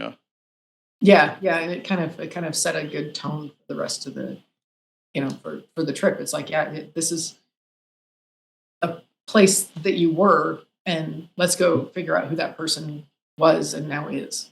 Mm-hmm. Let's try and redefine who we want to be going forward. Yeah. And like I said, I'm not good at saying no. I need to learn what I'm okay with and what I'm not okay with. Yeah. Okay, so next one, we're at April 24th. I love this story, the random couple that recognized you by your kayak, right? Yeah. And it's the husband telling his wife the throwaway comment, right? So he goes, "Hey, look, she's doing this all by herself." How serendipitous was that as a confidence booster? Right? Oh yeah, it was huge. Not because it came from a guy, but just like the fact that you're not even like a day into the journey and you're already getting like props for like, "Hey, look at you, you're going out and doing stuff," right? What was that like? It was pretty, the throwaway comment. I find it funny that you said that because it was literally like, people were shocked. Like I'd get somewhere, I'd pull up, and it, in retrospect, it's a very tiny trailer. It was bigger than my car, granted. You saw some pictures of it, Yeah. but it was, it was not like a huge. I'm not driving a dually with a big like fifth wheel attached to it. It was a very small setup, but at the same time, it's rare to see a woman just doing that on her own. And I know some very capable women who can do that, and other very capable women who are like, no, I would never do that. It's like, like no, that just sounds hard. But yeah, it was the color keyed kayak, they called it, because my car was this red and my kayak was like orange and red, so it kind of looked like it was part of the car, a little bit.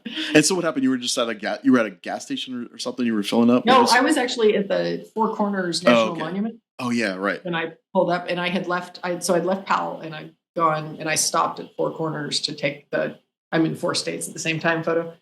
And classic photo. And this couple was there, and they had clearly been in Powell the day before. So they reckon he's from Powell. Yeah, gotcha. Another one. This is purely selfish, but it's hilarious that you use the exact same phrase that my wife uses. But being on all those back roads, and you called it the shaken baby syndrome. Being on those like washboard roads.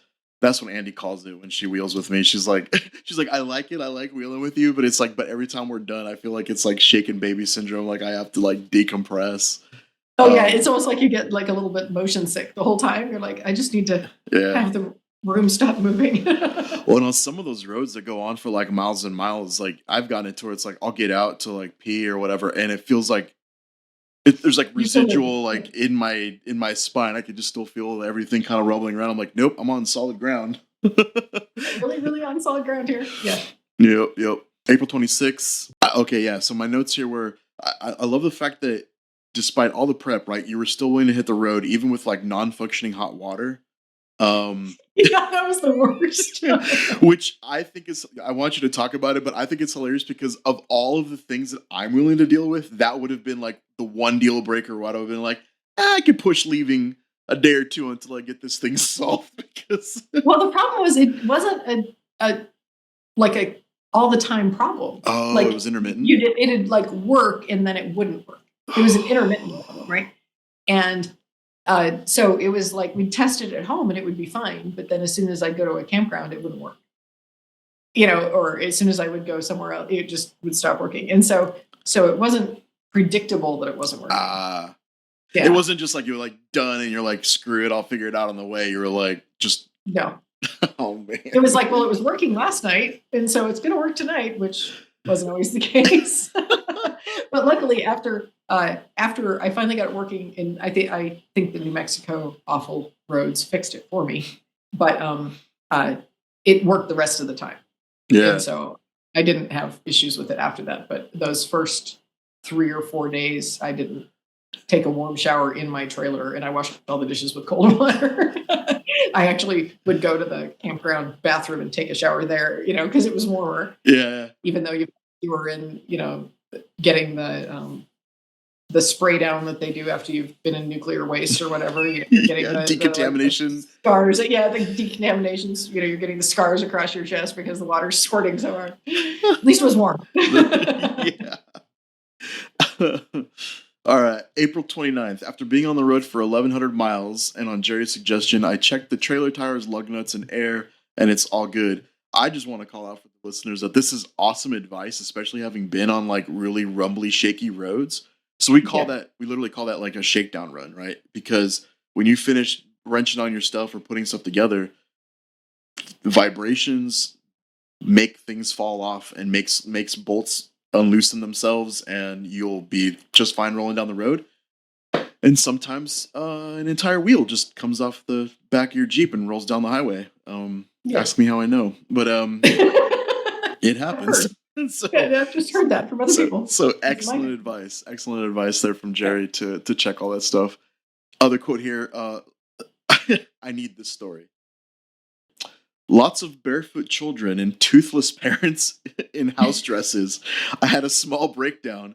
Hannah, that's your dog, was outside, and every time I went in to check my laundry, she barked the entire time. That isn't like her. I think she was nervous too. So set this. Oh my God. So this is Arkansas. Do I need to say anything else? This was Arkansas. And I'm sure they're very nice people. I'm going to start with, I'm sure they're very nice people. But so the campground, the whole situation was weird. I get there and it looked beautiful. They have this little lake and all this stuff. And I'm like, great, I'm going to have this little site by the lake. And my worst problem this whole time is going to be trying to keep the dog out of the water, right? And she put me in the section of the campground that the people who live there permanently are in. I don't know why, but she did. So it was like the place you check in, the pretty lake, and then the woods people, up in here. And so I was up in the woods people area. And literally it looked like, and again, I'm trying not to be super judgmental, but it looked like one of those Deep South movies with the banjo playing and the guy with the shotgun on the porch and the whole thing. It was not what I'm used to. And so I pull in and I'm like, okay, I was going to be there for 2 nights. And I was like, and this was laundry day, so I'm like, I got to get my laundry done. So I take my laundry down to the place, the main building where the laundromat is. And, I tied my dog to the picnic table 50 feet, 100 feet from the front door or whatever. And then I go to walk in and there are these guys sitting on the porch who live there, live in this trailer in this park. And it was a KOA, live in the KOA. And they had their legs up on the railing. And they wouldn't move. Like clearly I'm carrying a laundry basket and they wouldn't move. And I said, excuse me, can I get past you? And they do that kind of thing where they look you up and down and they're like, maybe, and I'm like, I'm doing my laundry, dude. Just let me go by. Let me go by. I don't have time for this, right? Kind of thing. And so finally, the other guy hits the other guy, they move their legs, whatever. And it's all the comments you're hearing in the background. And so I go take my laundry and I start my laundry. I go walk out and, Hannah's freaking out the whole time I'm in there. I go walking out and they're like, yeah, you should do something about that dog. And I'm like, well, she's kind of nervous about something. I can't imagine what that would be. And so I go get the dog and and then we take a walk, I'm like, we go walk around the lake, we do whatever. I come back, fold my laundry. Again, I have to walk by these guys on the porch. And it was one of those things, as a woman far away from anyone I know, and in a situation that's now so outside of my norm. I'm trying to act like I feel like they want me to act, and I just am not sure how this is going to work out. Right? I'm like, I'm either encouraging them, or I don't want to make myself too interesting, but I don't want to make Right. myself a target. I don't want to, it's that self-preservation mode. Must have been on a high alert there, because I was like, I don't know how to do this, how to handle this. And so I finally, I go throw my stuff in the dryer. I again grab the dog, and I'm like, at this point, I go sit in my car that I had driven down, because I had driven my laundry down. And I was sitting in the car, and I'm like, okay, what am I going to do?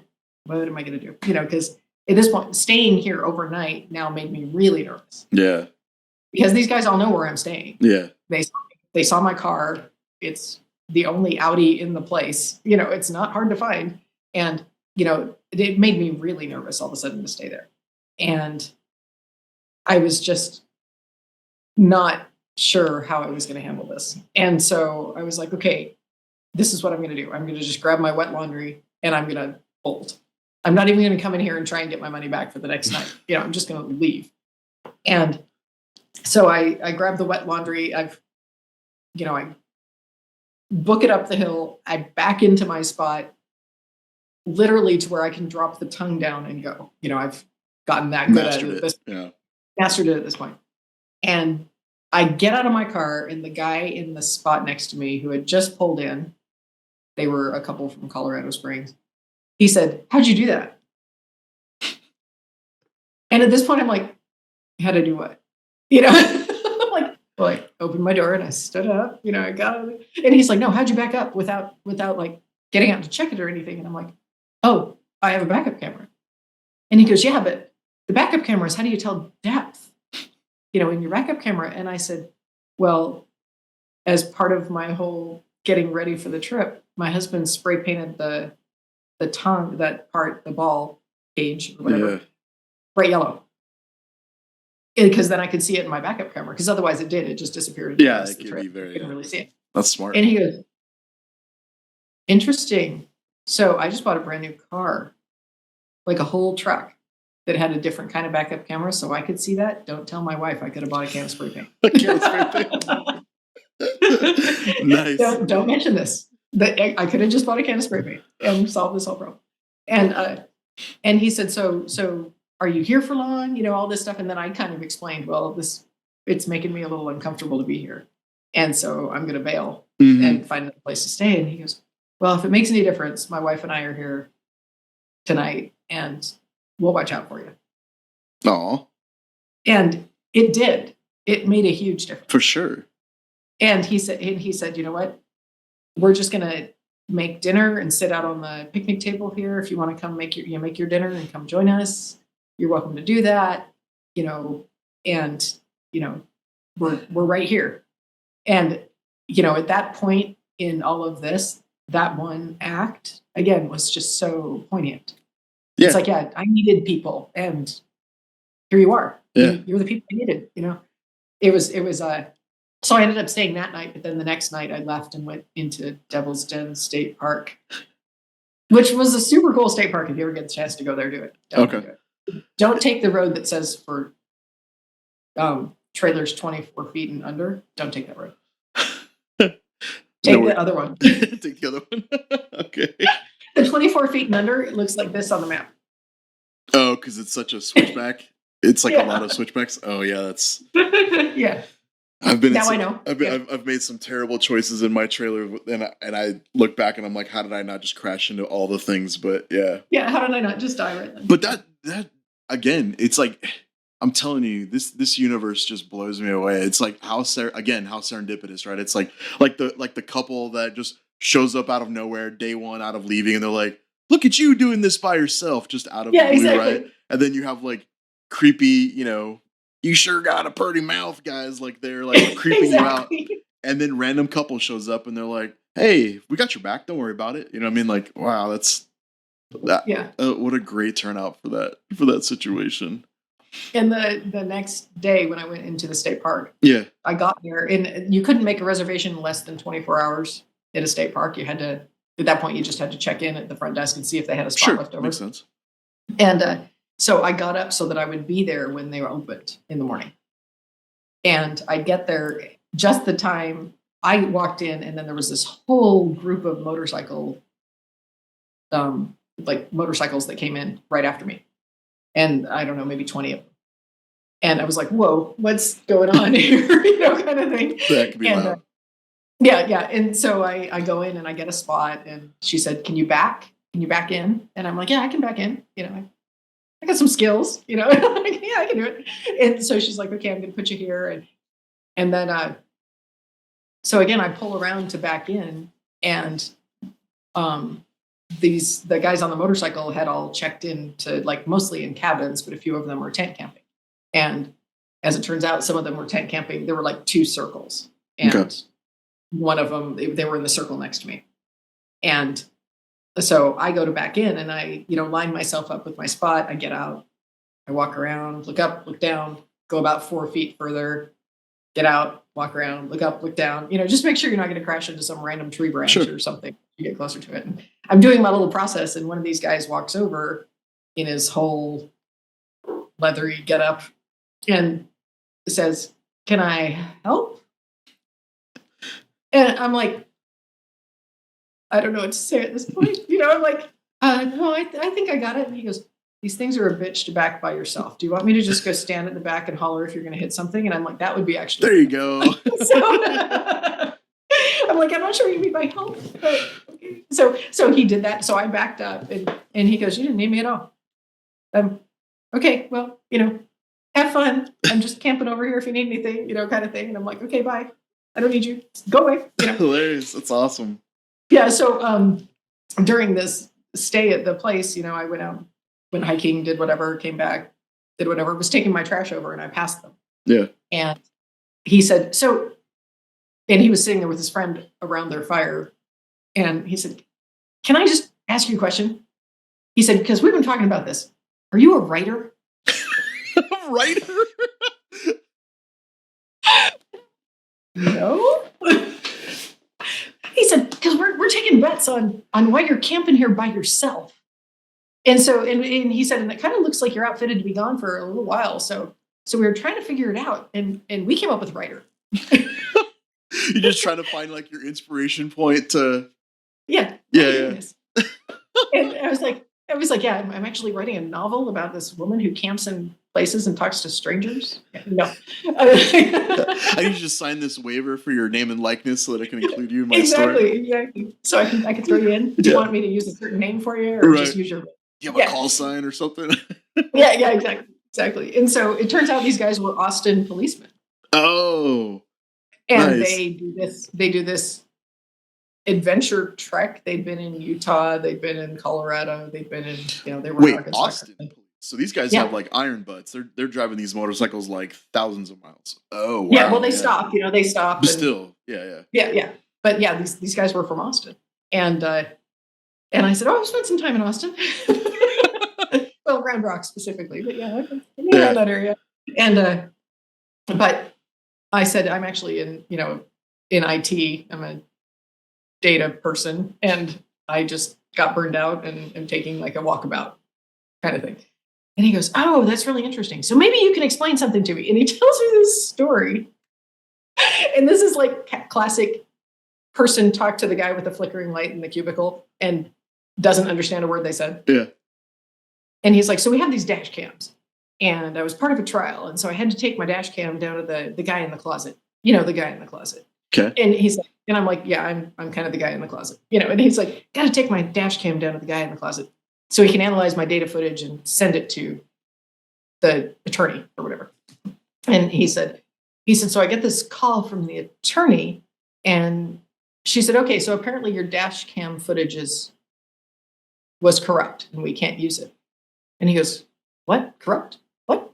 And she said, and he's like, What do you mean? Like it's a bad seed? Like, what do you mean corrupt?" And he said, "So I go down and talk to the guy with the flickering light in the closet." And he goes, "Okay, so it lost its tag and fell out of the clouds." And he goes, "What does that even mean? Maybe you can explain this to me." It fell out of the clouds. Right?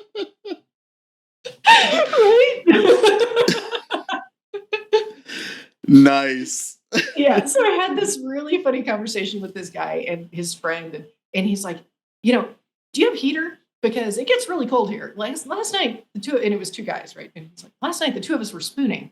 Don't tell anyone. And it was really awkward. It was so cold. And he said, so if you're interested, we're the only yahoos who decided to camp in a tent. Everybody else rented this cabin up the hill. We're going to go up there for dinner. Do you want to come with us?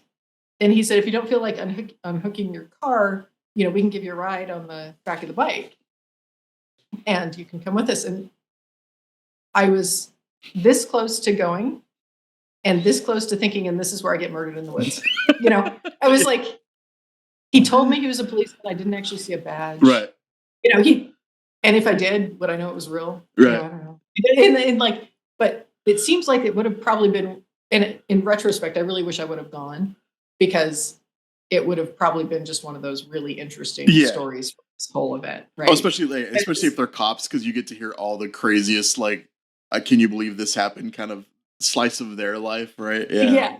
And my, in talking to my husband after the fact, he said they would, and I said, part of me was like, oh, I'm going to interrupt their time together or whatever. And he said, Jerry goes, they're spending how many miles with these people? They're probably really sick of each other. They're probably excited for someone else to talk to at this point. It's like they would have been fine, but it was, again, one of those things that it was, I was a little cautious. I was like, do I do that as a single woman? And I would have driven my car, to be honest. I would have gotten on the back of the guy's motorcycle. Like, I'll meet you at the restaurant kind of a thing. And then it's copacetic because it's a public place. Yeah. But it's one of those things. Do you trust this stranger to go or not? And at that time I just erred on the side of caution. No, thanks. I have big plans with my dog for dinner. We're gonna make hot dogs. It's gonna be great. It's gonna be great. But so in retrospect, I really wish I would have gone because that could have been pretty entertaining. I'm sure. Okay, so now we're at April 30th, and I got another quote for you. I drew a beautiful picture of a woman. I was trying to draw my Lola, grandmother, and the picture did end up looking like her. So I erased part of it to try to correct it. But in trying to make the picture into something else, I believe I destroyed what it was. I'm sure there's a lesson in there somewhere. So reflect on that. So I, as a child, struggled because I wanted things to be perfect. And I wanted to, I would get frustrated, really frustrated with myself to the point I'd cry. Like I'm trying to color and I went a little bit out of the line and you can't erase crayon. It's like, so now it's ruined. And rather than just being like, oh, well, maybe I make this a different shade of the same color or something, rather than trying to focus on how I can fix it and make it okay, it was like I was just broken. It was like it's not perfect and I can't fix it. And it's probably a little bit about, if I tried to analyze myself, it might be a little bit about control. I can control this, and when I mess it up, I've let myself down.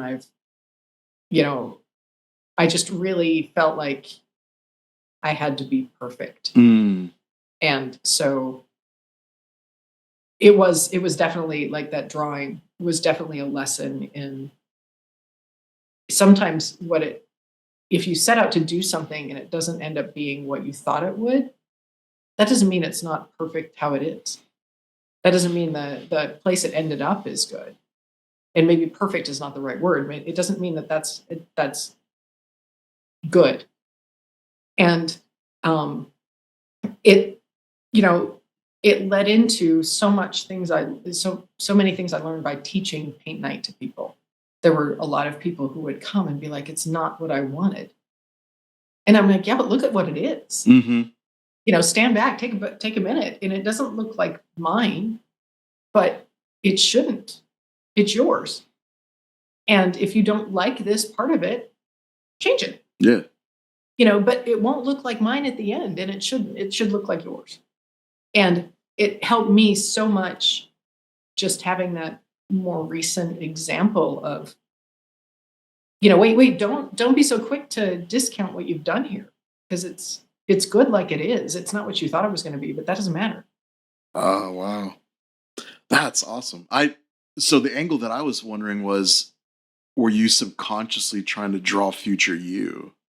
And you were using your grandmother almost as like a template, Oh, interesting. right? And so your It your could have been. mind's struggling to try to do this blend of how you see yourself in the future, and your grandmother is maybe like a template for ideal, and right somewhere in there. Oh, But wow. no, Yeah, I that's hadn't thought interesting. of I that. like that. I mean, it's those are your thoughts. I was just trying to guess. I was Yeah, like, I yeah. wonder if there was something like in there with that. But that's even better. Like, I love that. Yeah, that is. I suffer from that too. I, I hmm, for me, it's not the perfect thing. It's like I just don't know when to leave well enough alone. Like Oh, yeah. I'll fiddle. Like something will be done, and then there's like done, and for some reason, done. I can let that last in order of magnitude 10x what getting it the first 99% of the way. And My husband calls it the enemy of good is better. yes, yes, that is If you get to so good, true. maybe take a step back and be like, am I going to make it worse? Is this just going to go downhill from here? Or, Yeah. Or just the diminishing returns. It's like even yeah, there's times where it's like I'll be working on a project, like even just like creatively project, right?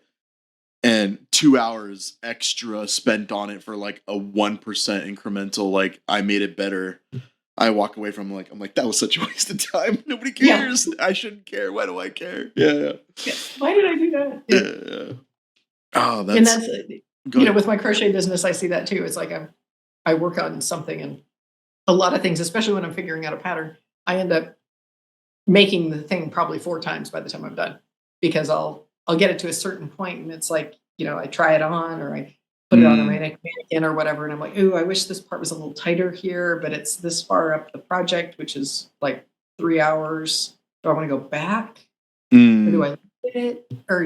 And I always end up going back, because it's like, no, it's a learning experience, right? I want to make the pattern, and I want to make the pattern right. And so I end up like ripping it out and going back, and they call it frogging. Apparently, it's a new term I learned. Yeah. okay, So if you rip out crochet, it's called frogging, okay. ladies and gentlemen. Yeah. It's good to so know. so I rip back out the project and then redo it, and part of it is that a little bit about that perfect thing still. It's like I want to be proud of this when I'm done with Yeah, it, and if I see that flaw, I'm always going to discount it. It's not going to be, because it's fine if there are flaws I don't see, but if I see the flaw and I didn't fix it, that's on me, right, right, right? right, right. I was gonna ask, like, so how much of that do you feel you still? Because now we're years later, right? Like, Yeah, do you still find yourself like reminding yourself that, or did a lot of that I really still like I sink still in? I still remind myself that, hey, it's okay. Mm-hmm. No one's going to see that. And more than anything, doing paint night taught me that. Mm. But again, paint night was a big imposter syndrome for me. I don't know how to paint. I'm just really good at copying someone else's painting. And I don't know, and I can tell you how I copied it, but I can't tell you this is called stippling. I can tell you we're stabbing the canvas with the paintbrush over and over again, but I don't know what that's called. Like, Gotcha. so yeah, so it's but I'm way better at it than I was, and I Yeah. see a little bit of that in my granddaughter already. I see she's 5, and she'll be doing some craft projects with me, and she's like, I see her get that. It's not right. It's not right. And I'll say, okay, so look at what you've done. It looks okay to me. It looks fine to me. It doesn't look like mine, but it's yours. Right. So if you're okay with it, leave it. If you're not okay with it, you can choose to change it, but you don't have to change it to make it look like mine. Right. I'm trying to get her to recognize that early so she doesn't suffer from the same thing I did, which I'm not trying to pin that on her. I don't know that she's going to come there. but even her mom, Justina, I said something about, we were doing when we were decorating her nursery, and she wanted me to paint the mountain silhouette of Salt Lake on the wall. Just the silhouette, not like, the canyons and detail or anything, just like kind of, and so we put tape on the wall and kind of decided where we wanted to put things. And then we painted it, and I pulled it all off, and I said, and we stood back and looked at it, and I said, well, it's not perfect. And Justina looked at me and she said, nothing should be perfect. I don't want her to ever have to live up to perfect. And I was like, I need more Justina in my life. It's like, I need to be that person. Just immediately nip it in the bud. Yeah, she was like, no, it doesn't have to be perfect. It's like, nothing needs to be perfect. And, it was like, if something's a little crooked, who cares? Yeah. It's still there. It's like, yeah, that's what gives it the character. I mean, off-roading a Jeep will teach you that. Because your stuff ends up dented and scratched, and that's what you tell yourself about your expensive vehicle that you just scratched the shit out of. Hey, it doesn't have to be perfect. Don't worry about it. Well, and if it is perfect, people don't really believe that you're off-roading. That's so it's a little bit about like the badge of honor. That's right. It's like that's right. It's character. Cred. It's character. Yeah, it's character. If I don't have the juniper pinstriping down the side of my trailer, I wasn't trying. Right. Okay, so it's May 1st. It's day 9. You're 1,800 miles in, and you're starting to get confident here, right? So you say, I'm getting really confident pulling the trailer now. I'm less stressed about stopping for gas or making the turns. The wind no longer freaks me out. It just kills the gas mileage, which that's exactly how that stuff goes. So, a week into this, right? Now that you've been doing it, right? Like, take me to that point. So you're feeling confident now. Do you start to feel the stress finally leave? Like, you're feeling freer, right? Like, what's that like when having the confidence now? Yeah, it was definitely that. I up to this point, I'd never pulled a trailer on the freeway, and so doing this trip was a lot of learning for me, and I felt less stressed. I wasn't white knuckling the steering wheel anymore. I wasn't. I was a little bit more. I can actually move my neck, a millimeter this way and this way without feeling like I'm going to go off the road. It's like I felt just that I'm more confident. I was like, yeah, okay, I'm in it and I can do this. I can I don't have to like just call my husband and say, fly in and drive me home. I can actually finish this. I can do this, and now I can actually, the trip can become more what I need it to be and less stress about this. But the whole thing is I wanted to get out of my comfort zone, because in your comfort zone, you're in a routine and you're in your space, and nothing is going to jar you and knock you out of your mind and, get you to think about something else. Right. But doing something brand new does that. You start to second guess and question yourself, do all that. And that's what I wanted. I wanted this to be, let's do something brand new we haven't done before, and get yourself to, first of all, realize you're capable. You don't have to rely on anyone else. And I know that in my head, and I had, because I had done a lot of things by myself before, but it's like, you're capable of doing these things, and you're capable of doing scary things by yourself, and you can handle it. You can get yourself through, and you can, it was just I need to remind myself that this is who I am. And, I can do some scary things, and I can come through out the other side, and I'll be okay. Yeah. So as a testament, to the resiliency of the human mind, right? Like, the reason why I pulled this quote is because you're only 9 days in. I mean, 1,800 miles is a good distance, right? Mm-hmm. And your mind is already like feeling like it's learning and mastering even a brand new skill that you've not done before. And obviously, I mean, you're towing a lot of money, time, and effort, and your own dog is sitting next to you, right? And even amidst all of that new stuff, right? That's the beautiful part of that lesson, is like, it really doesn't take long to, even if you push yourself outside of your own boundaries, it doesn't take long for you to start feeling comfortable in that new skin, right? I think some people might be afraid of like, well, what if I try this new thing and like I'm like years in and I still don't feel comfortable doing it. Like, I don't know. People, when the mind is willing to make that big of a change and like just put it out there and just go for it, it's astonishing how quickly it'll acclimate to new surroundings. Yeah. And Yeah. that was, I was like, seeing a quote like that early on, I was like, dang, you were like all about it, like quick.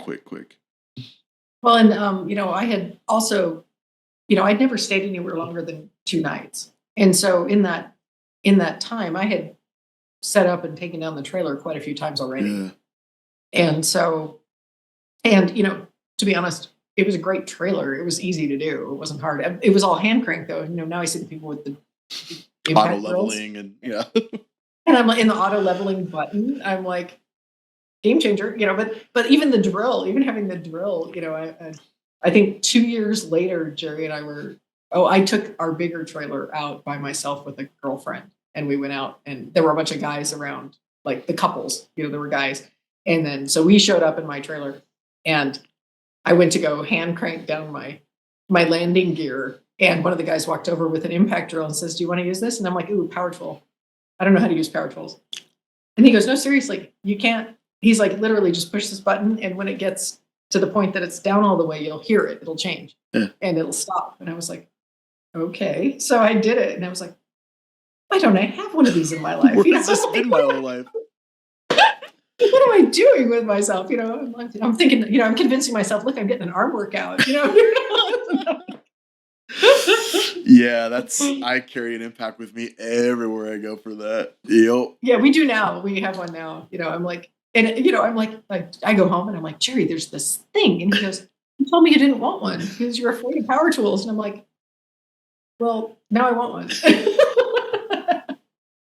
Yep. So okay, May 7th. Now you're just under 3K and you're pulling up to your dad's house. So how was that? Like pulling up? That was, oh my God, that day. So my dad, he's a single child of German parents. Okay. And they weren't off the boat Germans. I think they were both born in the US. But Okay. their last name is Engel. They're German. Well, my maiden name was Engel. They're German people. And there was there's one way to do everything. And there's just one way. You don't get creative with that shit. There's one way. And so I pull up in front of his house, and he's got a one car. So he's got a big piece of property. It's at least a couple acres, I think. I don't know exactly, but it's a 1-lane driveway and the house is way set back. It's in Ohio. Okay. And then he has I think it's maybe a 3-car garage, like space that has like a basketball standard in it, kind of thing in front of the house. But it's probably only a car and a half deep in front of the garage before it narrows back down into that 1 lane that goes all the way up the road. Yep. And so I pull up and I'm thinking, so when I pull up straight because it's a 50-mile-an-hour road. I don't know if you've been in rural Ohio. Those people are crazy. But it's a 50 miles an hour road. And then you turn into a driveway and hope you don't die on the little turn in. But so I pull up to his house and he said, "Well, I thought you'd park, you could park the trailer there." And kind of pointed to where I was going to put it. And he goes, "But your trailer's way bigger than I thought. So I'm not sure you're going to be able to get it in that spot." And in my mind, I'm doing the geometry, I'm doing the math. And I'm like, the only way I'm going to be able to do this is to pull into his garage with my car with the trailer attached and then back it. And then kick it. Yeah. But I need the space in the garage to get this to work. And so I mentioned that. And he goes, no, I feel like we can do this without this. And I didn't live with my dad after I was 13. And he and I, we have a relationship. My dad is really hard to have a conversation with. He'll talk about the price of gas and the weather. But if you want to talk about anything that's more deep than that, you bring it up and you force the conversation. He won't ask. He won't tell. He's just, we have a very superficial relationship. At times it's gotten deeper, but for the most part, it's pretty surface. Topical, yeah. And at this point, I was like, okay, Dad, how do you think we should do this? And I just let it go. It was like, I'm not gonna butt heads. I'm not gonna try and convince him I'm right.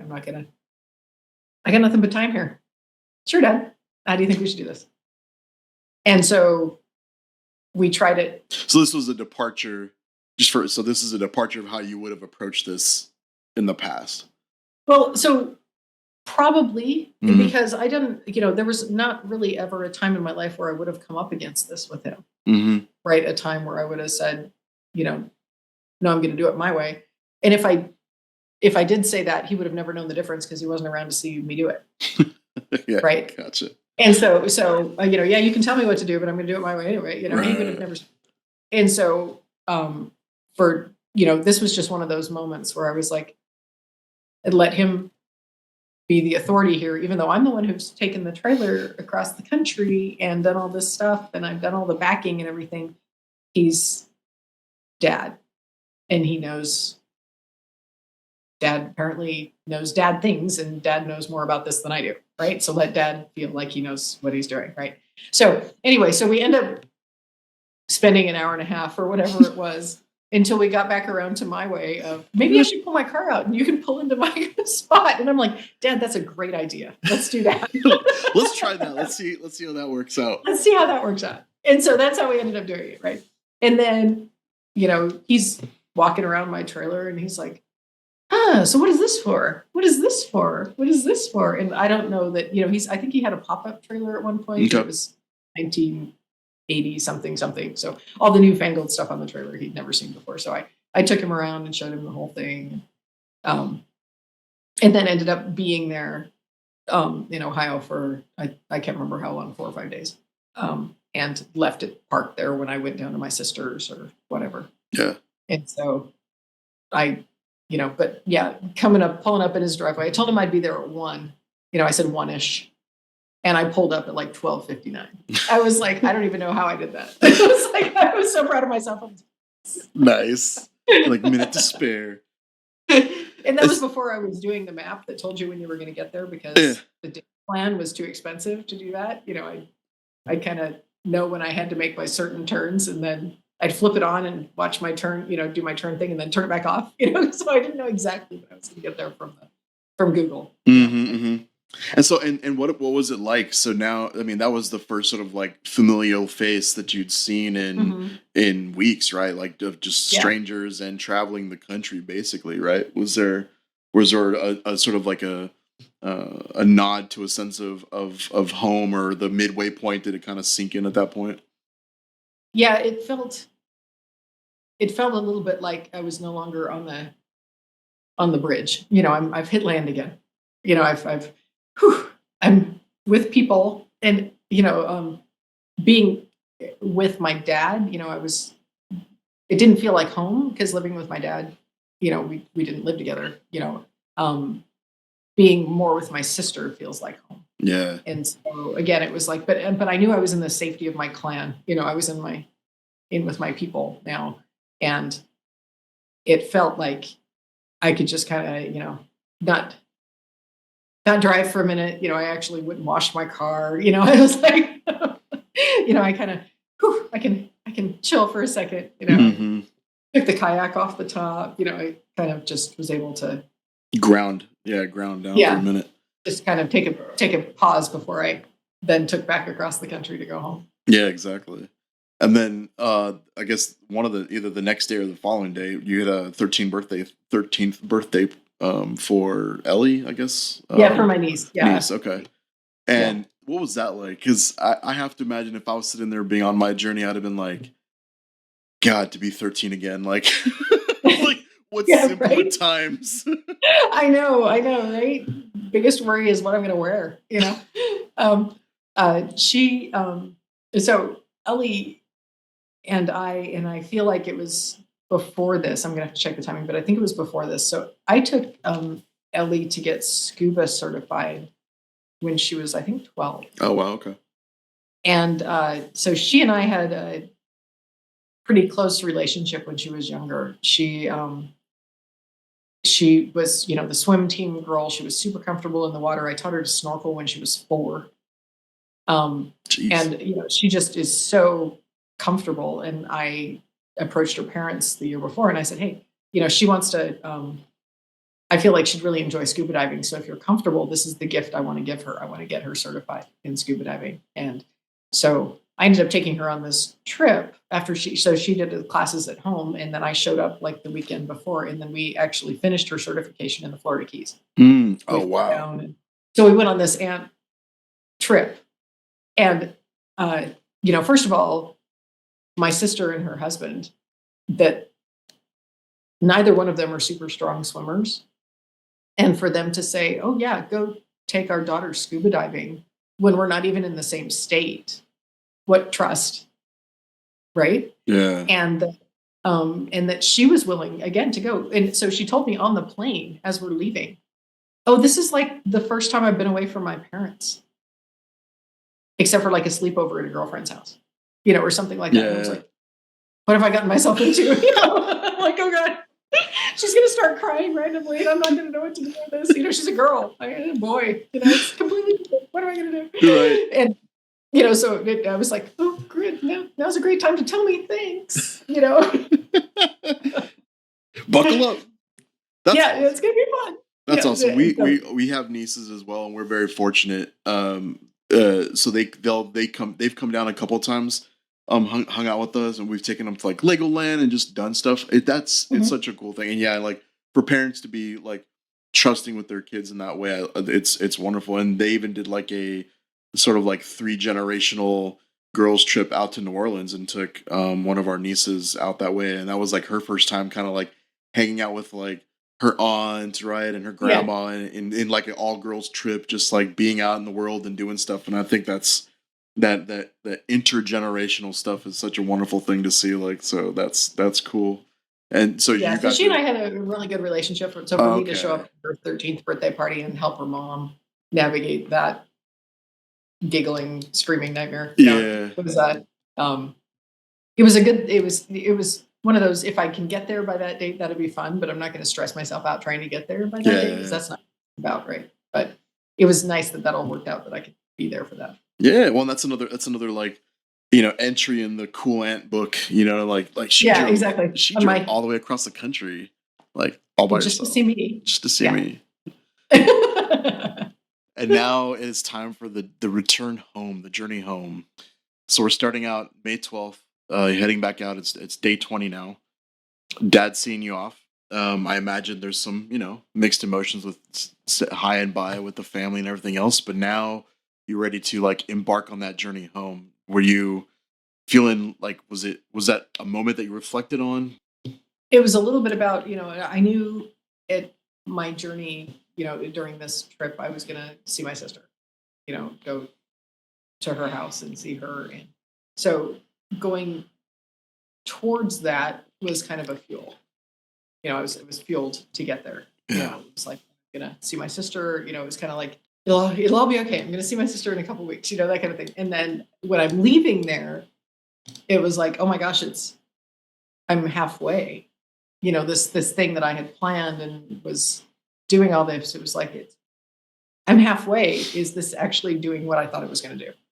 So there was definitely a reflection of, I hope I just didn't take all this time as a big vacation. I hope I'm actually like, I'm going to get back and it's going to be different. And it's going to be what I needed. And there was some pressure then at that point to be like, okay, am I doing all the right things? Is it working out like I thought it was going to? Mm-hmm. And what was interesting during this whole trip is I didn't think I would talk to my husband all that often. He always said, he said, I will never call you, but if you call me, I'll take your phone call whenever you call, day or night. Yeah. And he said, but I'm not going to call you. Yeah.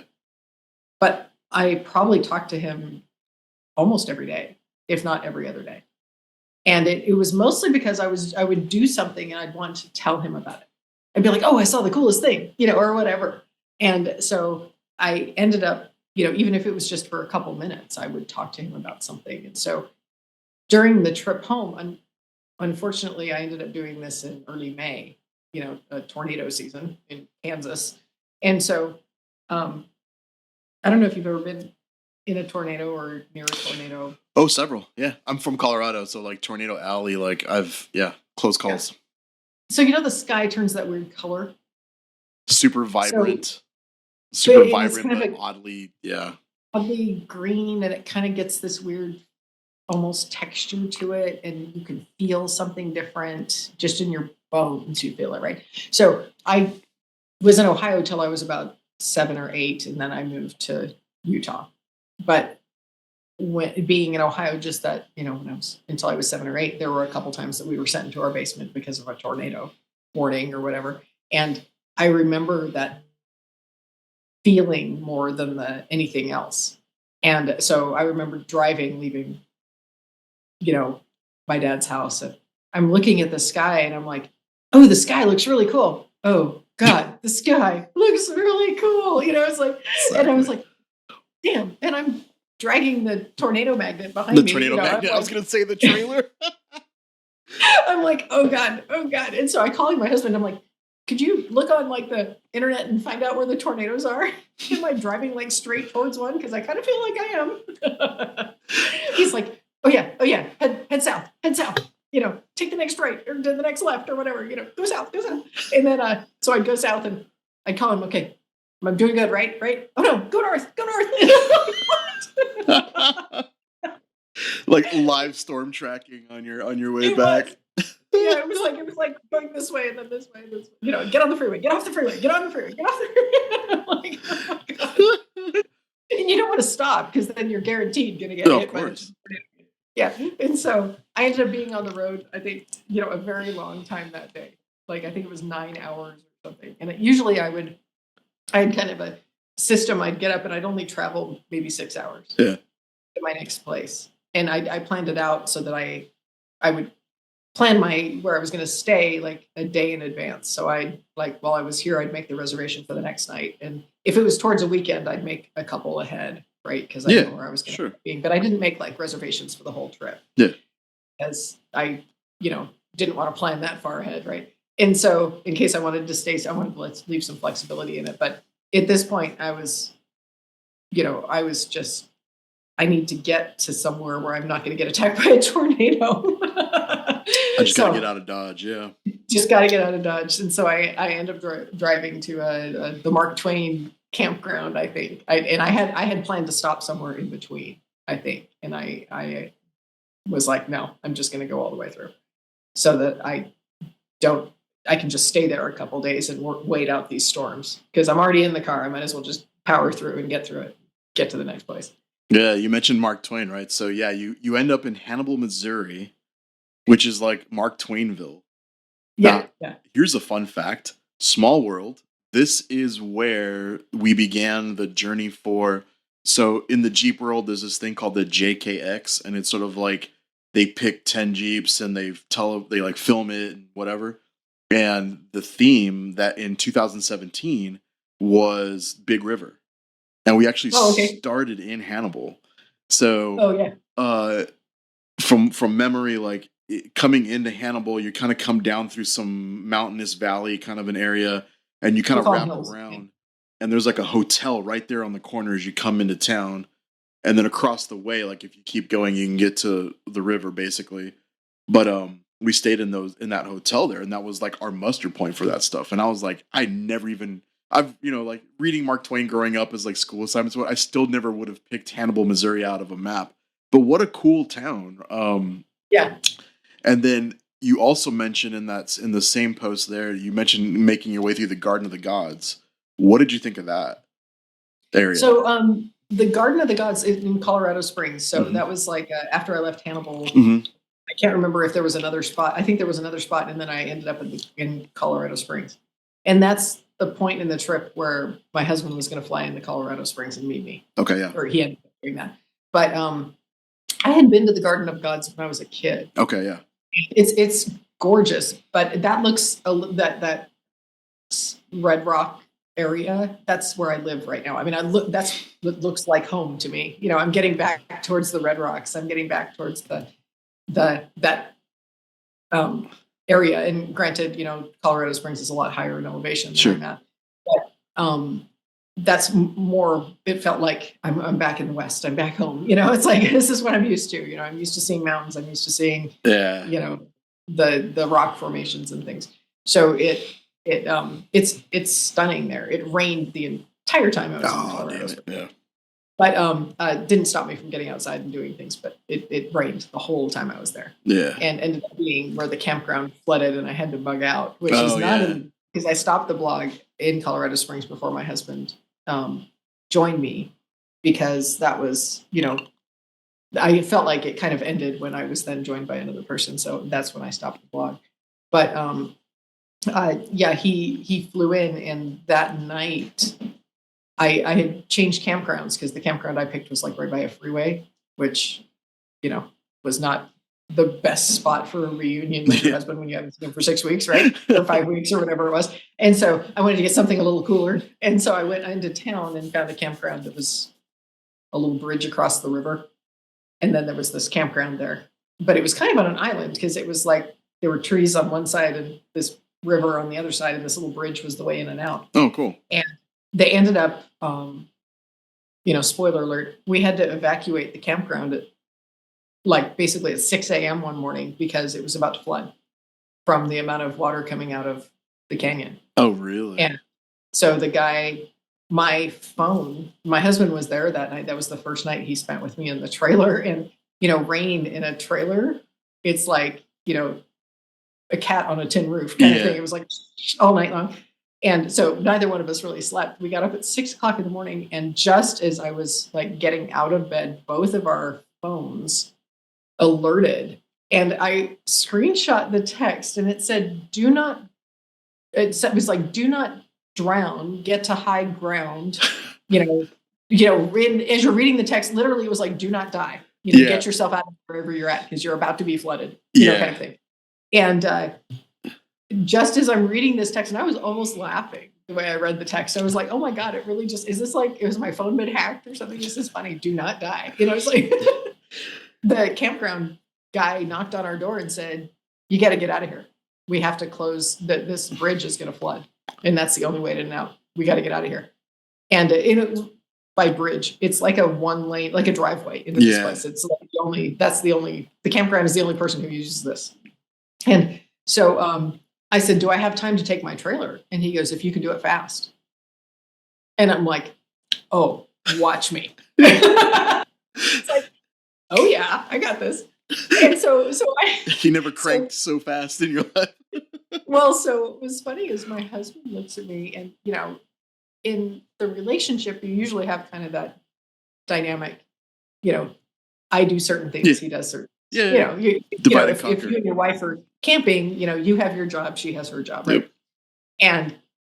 And when we were boating, and that was our experience doing things like this together, he was like the mechanical guy. He's the guy driving the boat. He's the guy hooking it up, doing this, and I'm the one in the kitchen packing all this stuff and getting the inside of the cabin, and then I'll handle dock lines, but it was like we had our duties. So again, to his credit, and the amazing person my husband is, he looks at me and he goes, what do you want me to do? Rather than, being the man and just taking over, I'm going to do this. He's like, what do you want me to do? And I said, go disconnect us from shore, Nice. So he disconnects us, and my car wasn't connected. So I got my car, backed it up, dropped the trailer, got all the, I did all the crank, the lift the legs, did everything. We had already pulled in all the outside stuff, but he dropped that. We were 10 minutes. We were ready to go. And that included putting clothes on. It's that's awesome. That's a record time. That's good stuff right there. But unfortunately, as I pulled out of the campground, and I hesitate to measure that, to ruin my perfect story with my mistake, I clipped a tree and took off the little satellite dish thing on top of the RV, like just ripped the sucker off. Oh no. Did it stay attached and at least dangle, or was it just gone? No. Just gone. Gone. There was just this PVC looking pipe broken off. Everything else is gone. Wires hanging out. But I never actually used that. So I'm just saying it wasn't really important to my life. But But yeah, it was just gone. What a way to just like cap it off at the end, right? Like Yeah. minor emergency, thankfully at the end, not at the beginning or Yeah. whatever, Yeah. right? Like, If that had happened at the beginning, I would have been like, what am I doing? You know? exactly. Flooding, this does not bode well. This is not a good omen at all. Not a good idea. And then so we left there, we went to the Walmart, which was high ground. You know, they said, everybody go to the Walmart. That's high ground. So we get to the Walmart, we go to put the the slide out so that we can have coffee. Yeah. And the battery is dead. And I'm like, how can the battery be dead? It was plugged in all night. You know, so we go out and look, and the battery case is full of water. Oh, yeah, that'll do it. Well, yeah, right. And so thankfully we're at a Walmart. So we go and get the battery and take it out, and then, you know, go get a new battery and everything. And then my husband takes the case and goes into the auto shop and says, could you guys just drill some holes in the bottom of this for me? Like 4 or 5 holes. Oh yeah. And I don't know why they aren't there, but we just need to drill some holes. The guy's like, okay. And so he just drilled some holes, and we put everything back together. And we had planned to be there that night because I made reservations at the most romantic restaurant in Colorado, you know, but we were like, no, we're done. So I called the next campground, which was in, I can't remember the name of it. I'll think of it in a minute, but along the way, and said, can we come a day early? And he's like, yeah, sure. So we go up over the Eisenhower Pass, like through the Eisenhower Tunnel, 13,000 feet. Yeah, that's a gnarly drive. It's snowing. It's 30 degrees. And I'm pulling my trailer up and over this thing, and did it all by myself, you know, like, because Jerry was like, you know, I know you can handle this, but if you want me to drive, I can do it. And I'm like, no, I'm finishing. I am finishing this. You know, I'm doing it. And so again, we pull into. So for those that don't know, I mean, so I was born and raised in Colorado, so that's my area, man. Like that Eisenhower Tunnel Drive. So this is an area, if people aren't familiar, like this is an area where the grade on this highway is so steep in some places that if you don't have chains, you don't go up. You just slide back down. And on the way down, the grade is so steep that they have runaway truck ramps, right? Where the brakes get too hot and they fail. And so they literally have these giant little runoff roads that go into just dirt and gravel up another steep incline. And that's what happens when, you know, the shit hits the fan. That is a gnarly drive. And so first time out, you're pulling a trailer in the snow and doing all that. That's impressive. That's impressive. But the cool thing about that part of it is I had enough confidence through the rest of me. I knew what pulling it, and we weren't going freeway speeds, you know, everybody was slow. But you know, I had enough confidence that I was doing this, and I'm like, and my husband's here to see it. Heck yeah. And he gets to watch me do this, you know. It's like, I wasn't at all, you know, it was like, so we get, you know, we weren't sliding because it had just started snowing when we got there. So it was barely sticking on the road, you know. And, one of the guys, when I was coming into early in the trip, when I went into Santa Fe, it started snowing on one of the drives. And I stopped at a gas station that offered me free coffee. And I was like, yeah, I'm going to take free coffee. And so I go in there and, you know, talking to him. And he said, I said, is it getting worse going towards Santa Fe? And he said, well, it'll probably get worse before it gets better. And he said, but just watch the windshields of the cars coming towards you. And you can see how much it's snowing, right? And I was like, oh, that's good advice. Mm-hmm. And then I made a mental note. If it starts sticking on the asphalt, I'll pull over. Yeah. But it never stuck on that part. But anyway, so we came down, we pulled into the next little town. I got gas, you know, it all worked out great, but we ended up being in Grand Junction. That's where we ended up. Grand Junction, yeah. That's where I fly into now. Or like if I'm going to go to Moab or that section of Utah, it's actually closer to just fly into Grand Junction and then drive over into Utah than it is to like fly into Salt Lake or go to Denver. Yeah. So the blog ends there. Anything, was that last eventful thing? The rest of it was just kind of smooth sailing back into Utah. So yeah, we went. We stayed in Grand Junction. I had him bring some nice clothes so that we could go to dinner at that romantic restaurant in Colorado Springs. So we ended up finding a romantic restaurant in Grand Junction. So we did that, And then we met some Marianne and Doug, the people who I mentioned earlier in the blog, the dinner out at the campsite. We met them in Arches National Park. Oh, it's another great place. Went into Arches and saw Arches. And again, I had been there as a kid, but I hadn't been there as an adult. And so that was nice to see again, and just kind of, we made it, kind of a thing before we came back down into St. George. And so it was nice that it all worked out that, my husband could fly and meet me, and we could, do that last part of the trip together. And it kind of helped, because I was a little bit afraid of what integration back into my world was going to be like. And that kind of helped baby step it in a little bit, after alone so much, being around someone again all the time. It kind of helped ease me into that a little bit. Yeah. And so what was that process like? Like rolling back in, do you still have that trailer anymore? Did you, were you like, okay, now I'm ready for upgrades? And so we ended up getting the same brand. We went back to the same dealer, and the guy who sold us the trailer, he was great because we told him what I was doing. I'm going to drag this trailer by myself behind this car. I need to know it's going to handle well. I'm going to do everything.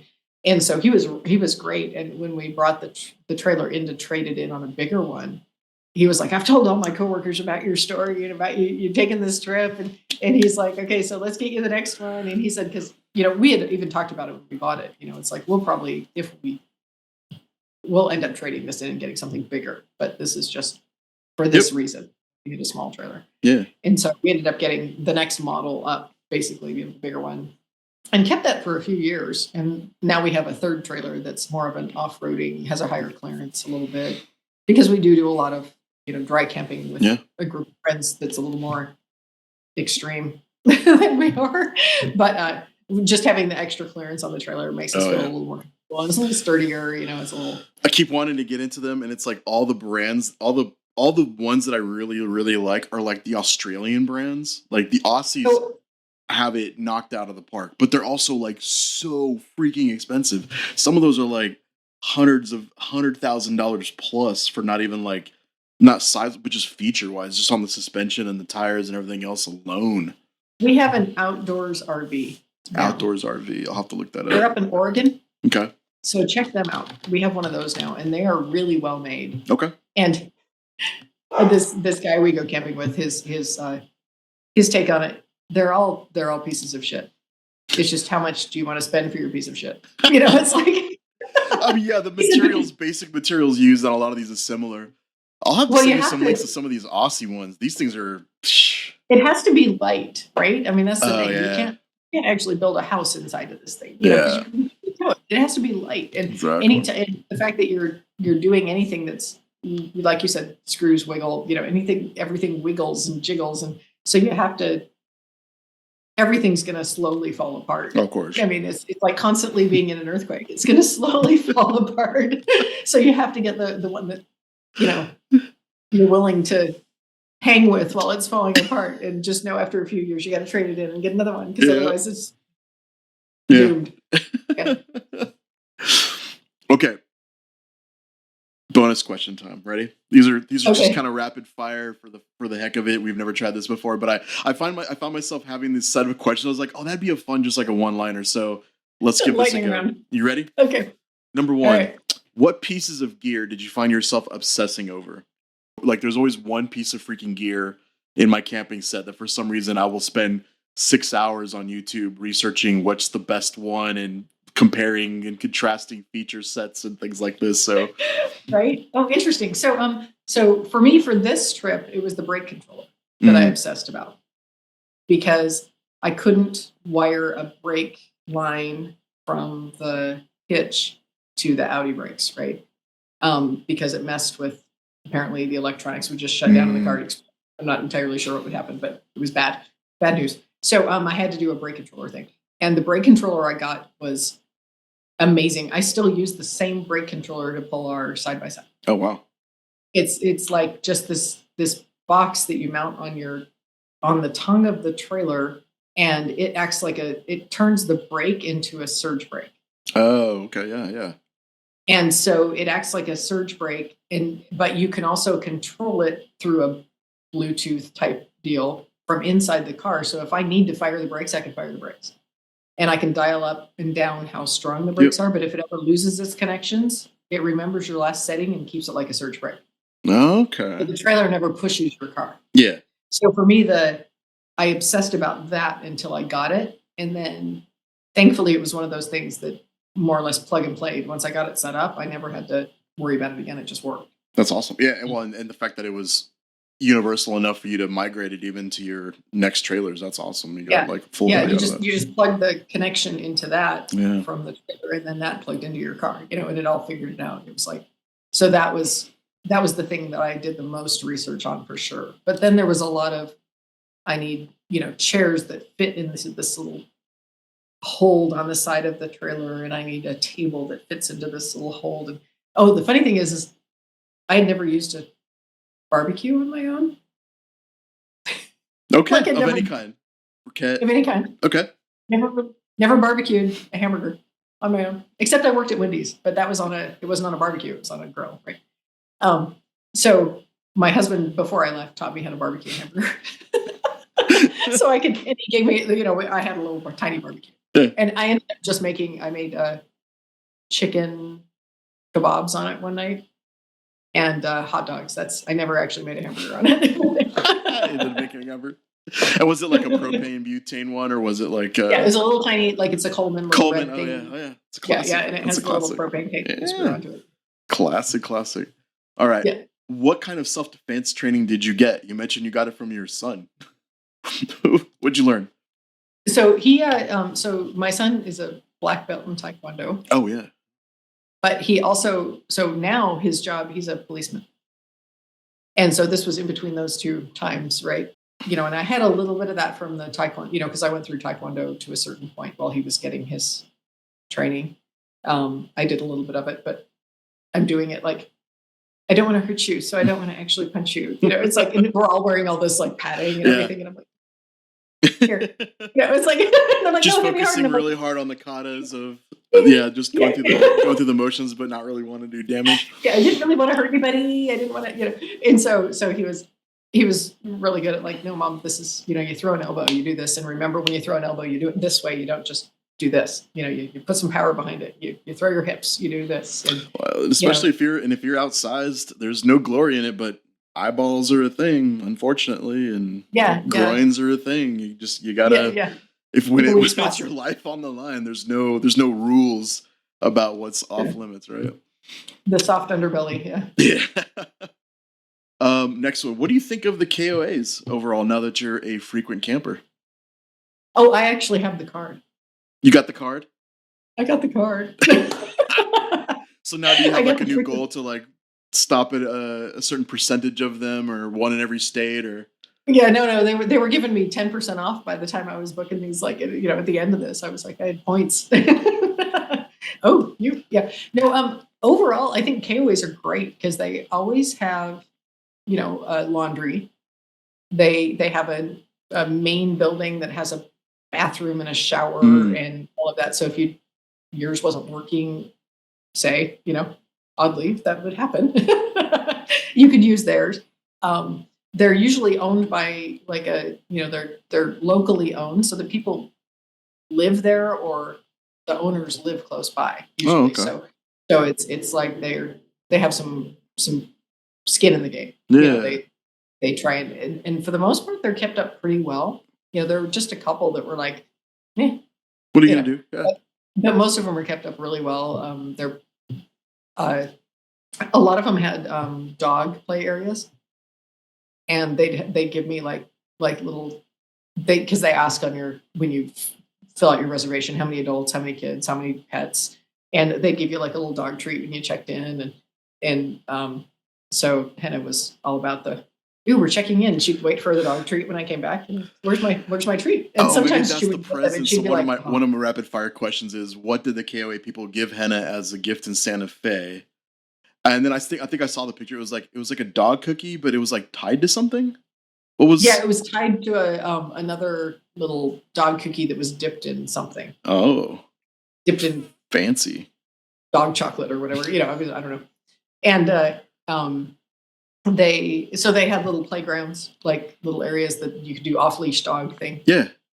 So she could go check that out and everything. And so it was nice to have dog friendly places too, Yeah. because with a dog, and she never really was a guard dog type until I was on this trip. And then she was all about sitting by the screen door, checking everybody out as they're walking by. Did she do okay overall? I mean, other than that night that she was nervous, probably because of the situation, but like, did she do pretty good with just like strangers and the travel and everything else? Did a good job? Yeah, she did. She did great. The first day when we left and the trailer was pulling, because the trailer was, a good size for the car. And so if it got windy, it would knock the car. Mm-hmm. You'd feel it a lot more than you would in a truck. And at first, I think that motion was really unsettling to her. But after the second day, she was in the routine. Gotcha. She's one of those breeds that's, you do something twice, it's a routine. And so it became a routine.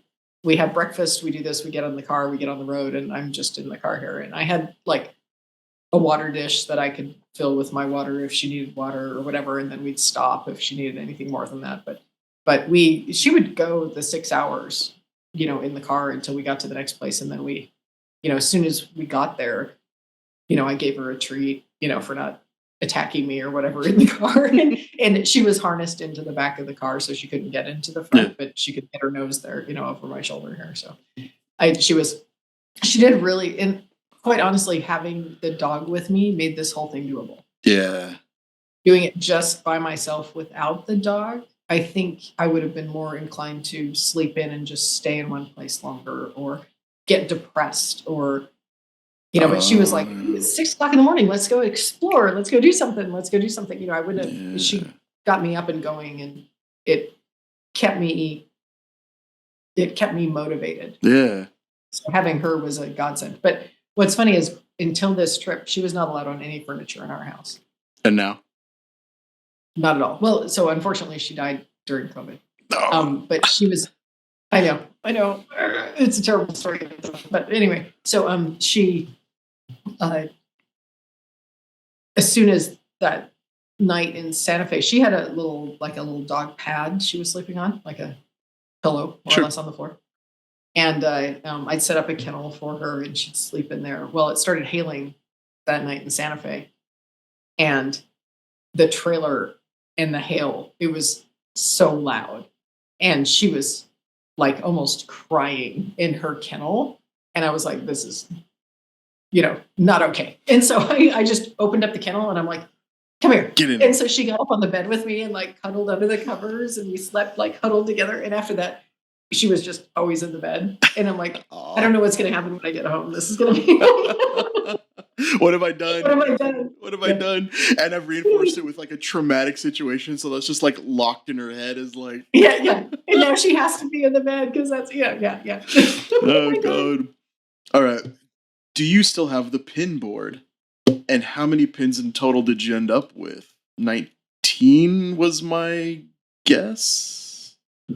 Oh, it's in the back. It was there the whole time. Oh, no, it was in the backpack. I was like, oh my God, that would have been awesome if there was like an Easter egg. There it is.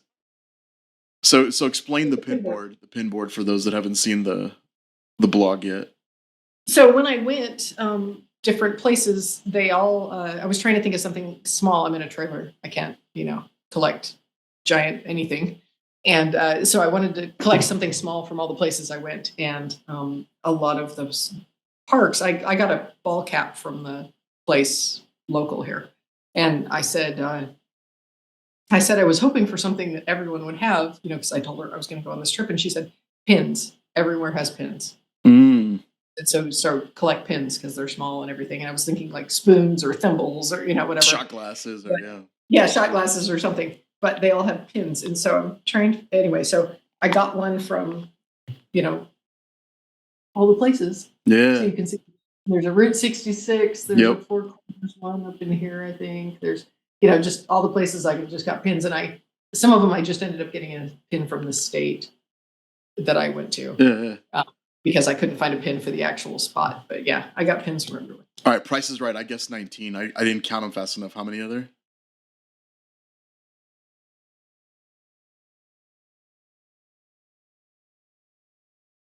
26. Oh, okay. I didn't bust. I didn't bust, but I was way under. Okay. I was trying to keep track. I was like, well, it's this many states, and you probably got a couple. They're not exactly in rows, so it was hard to do the quick math. But couldn't just multiply it out. Nope. What are you playing on your guitar for your family? I guess Pantera, but it could be something else. So I like Celtic music. Oh yeah. Celtic finger picking music. I can't strum a good rhythm. I just can't figure that out in my head. But I can play in finger pick. So I play a lot of kind of Celtic or like Bach, like that kind of classical guitar type music. I don't play like more, songs you'd sing to. Right? They're all just instruments. Okay, cool. Next one. What is Jerry friendly food? You made several references to Jerry friendly food. So when I'm by myself, I eat yogurt and ham and cheese and peanut butter and jelly, like kid food. I don't like cook. So Jerry friendly food is things you actually like. There's more than one ingredient. You actually like. There's lettuce and tomato on a sandwich. There's there's mayonnaise on sandwiches. My ham and cheese sandwiches are basically, we call it flat cheese, the kind in the plastic. Yeah. The flat American cheese. Yeah. And like Oscar Mayer, like ham cut in like discs and some yellow mustard. That's a ham and cheese sandwich to me. To Jerry, it has lettuce and tomato and mayonnaise and all of the stuff. All right? the extra stuff. Yeah. Got it. And beer. And beer is Jerry friendly food. Gotcha. That was my last question, which was what is JJ friendly food? But it's I think we answered that. Yeah, an easy. What's easy? Like grilling, making shish kebabs that one night was like over the top for me. Like I don't usually cook like that just for myself. I might make like, I don't even know, like macaroni and cheese maybe, but something like that. I might make something like that, but not usually. Or a can of soup. I have a lot of soup. Awesome. Well, JJ, that is the end of the lightning round there. Oh, phew, I survived. You did. Thank you so much for your time today. I think we covered a lot of ground, and I really, really loved your story. There were so many twists and turns to it that I was unexpected to me, and I read through the blog and knew part of it. So that was really cool. I really hope you had a great time. I did. Thank you so much. Yeah, it's been nice to be able to talk about it now that it's so far in the past. Just to kind of revisit it. It helps. It's a little bit of a, oh my God, I did do that. That was pretty cool. I did do that. So absolutely, it kind of keep it real. Yeah. One last quote. Ready? I'm proud of what I've accomplished. I'm great at what I do. And if I choose to do it or not, I will be just fine. It is only one small part of me. And I love this part. I am more than the sum of my parts. That is such a true statement. That's all of us. That's all we can aspire to be. Thank you for being more than the sum of your parts. And thank you for sharing your time with us today. Yes. Well, thank you for having me. Alrighty. Cheers. Everybody, thanks for listening. Really enjoy these conversations. If you like stuff like this and you want to volunteer, I know it's so hard. And I have so many friends that have so many amazing stories. This is my plea to you. Just sit down with me, drink some wine, drink some whiskey, and have a conversation. And let's get more of these out there because I love you all very much. And catch you in the next one. Yes. Bye, JJ. Bye.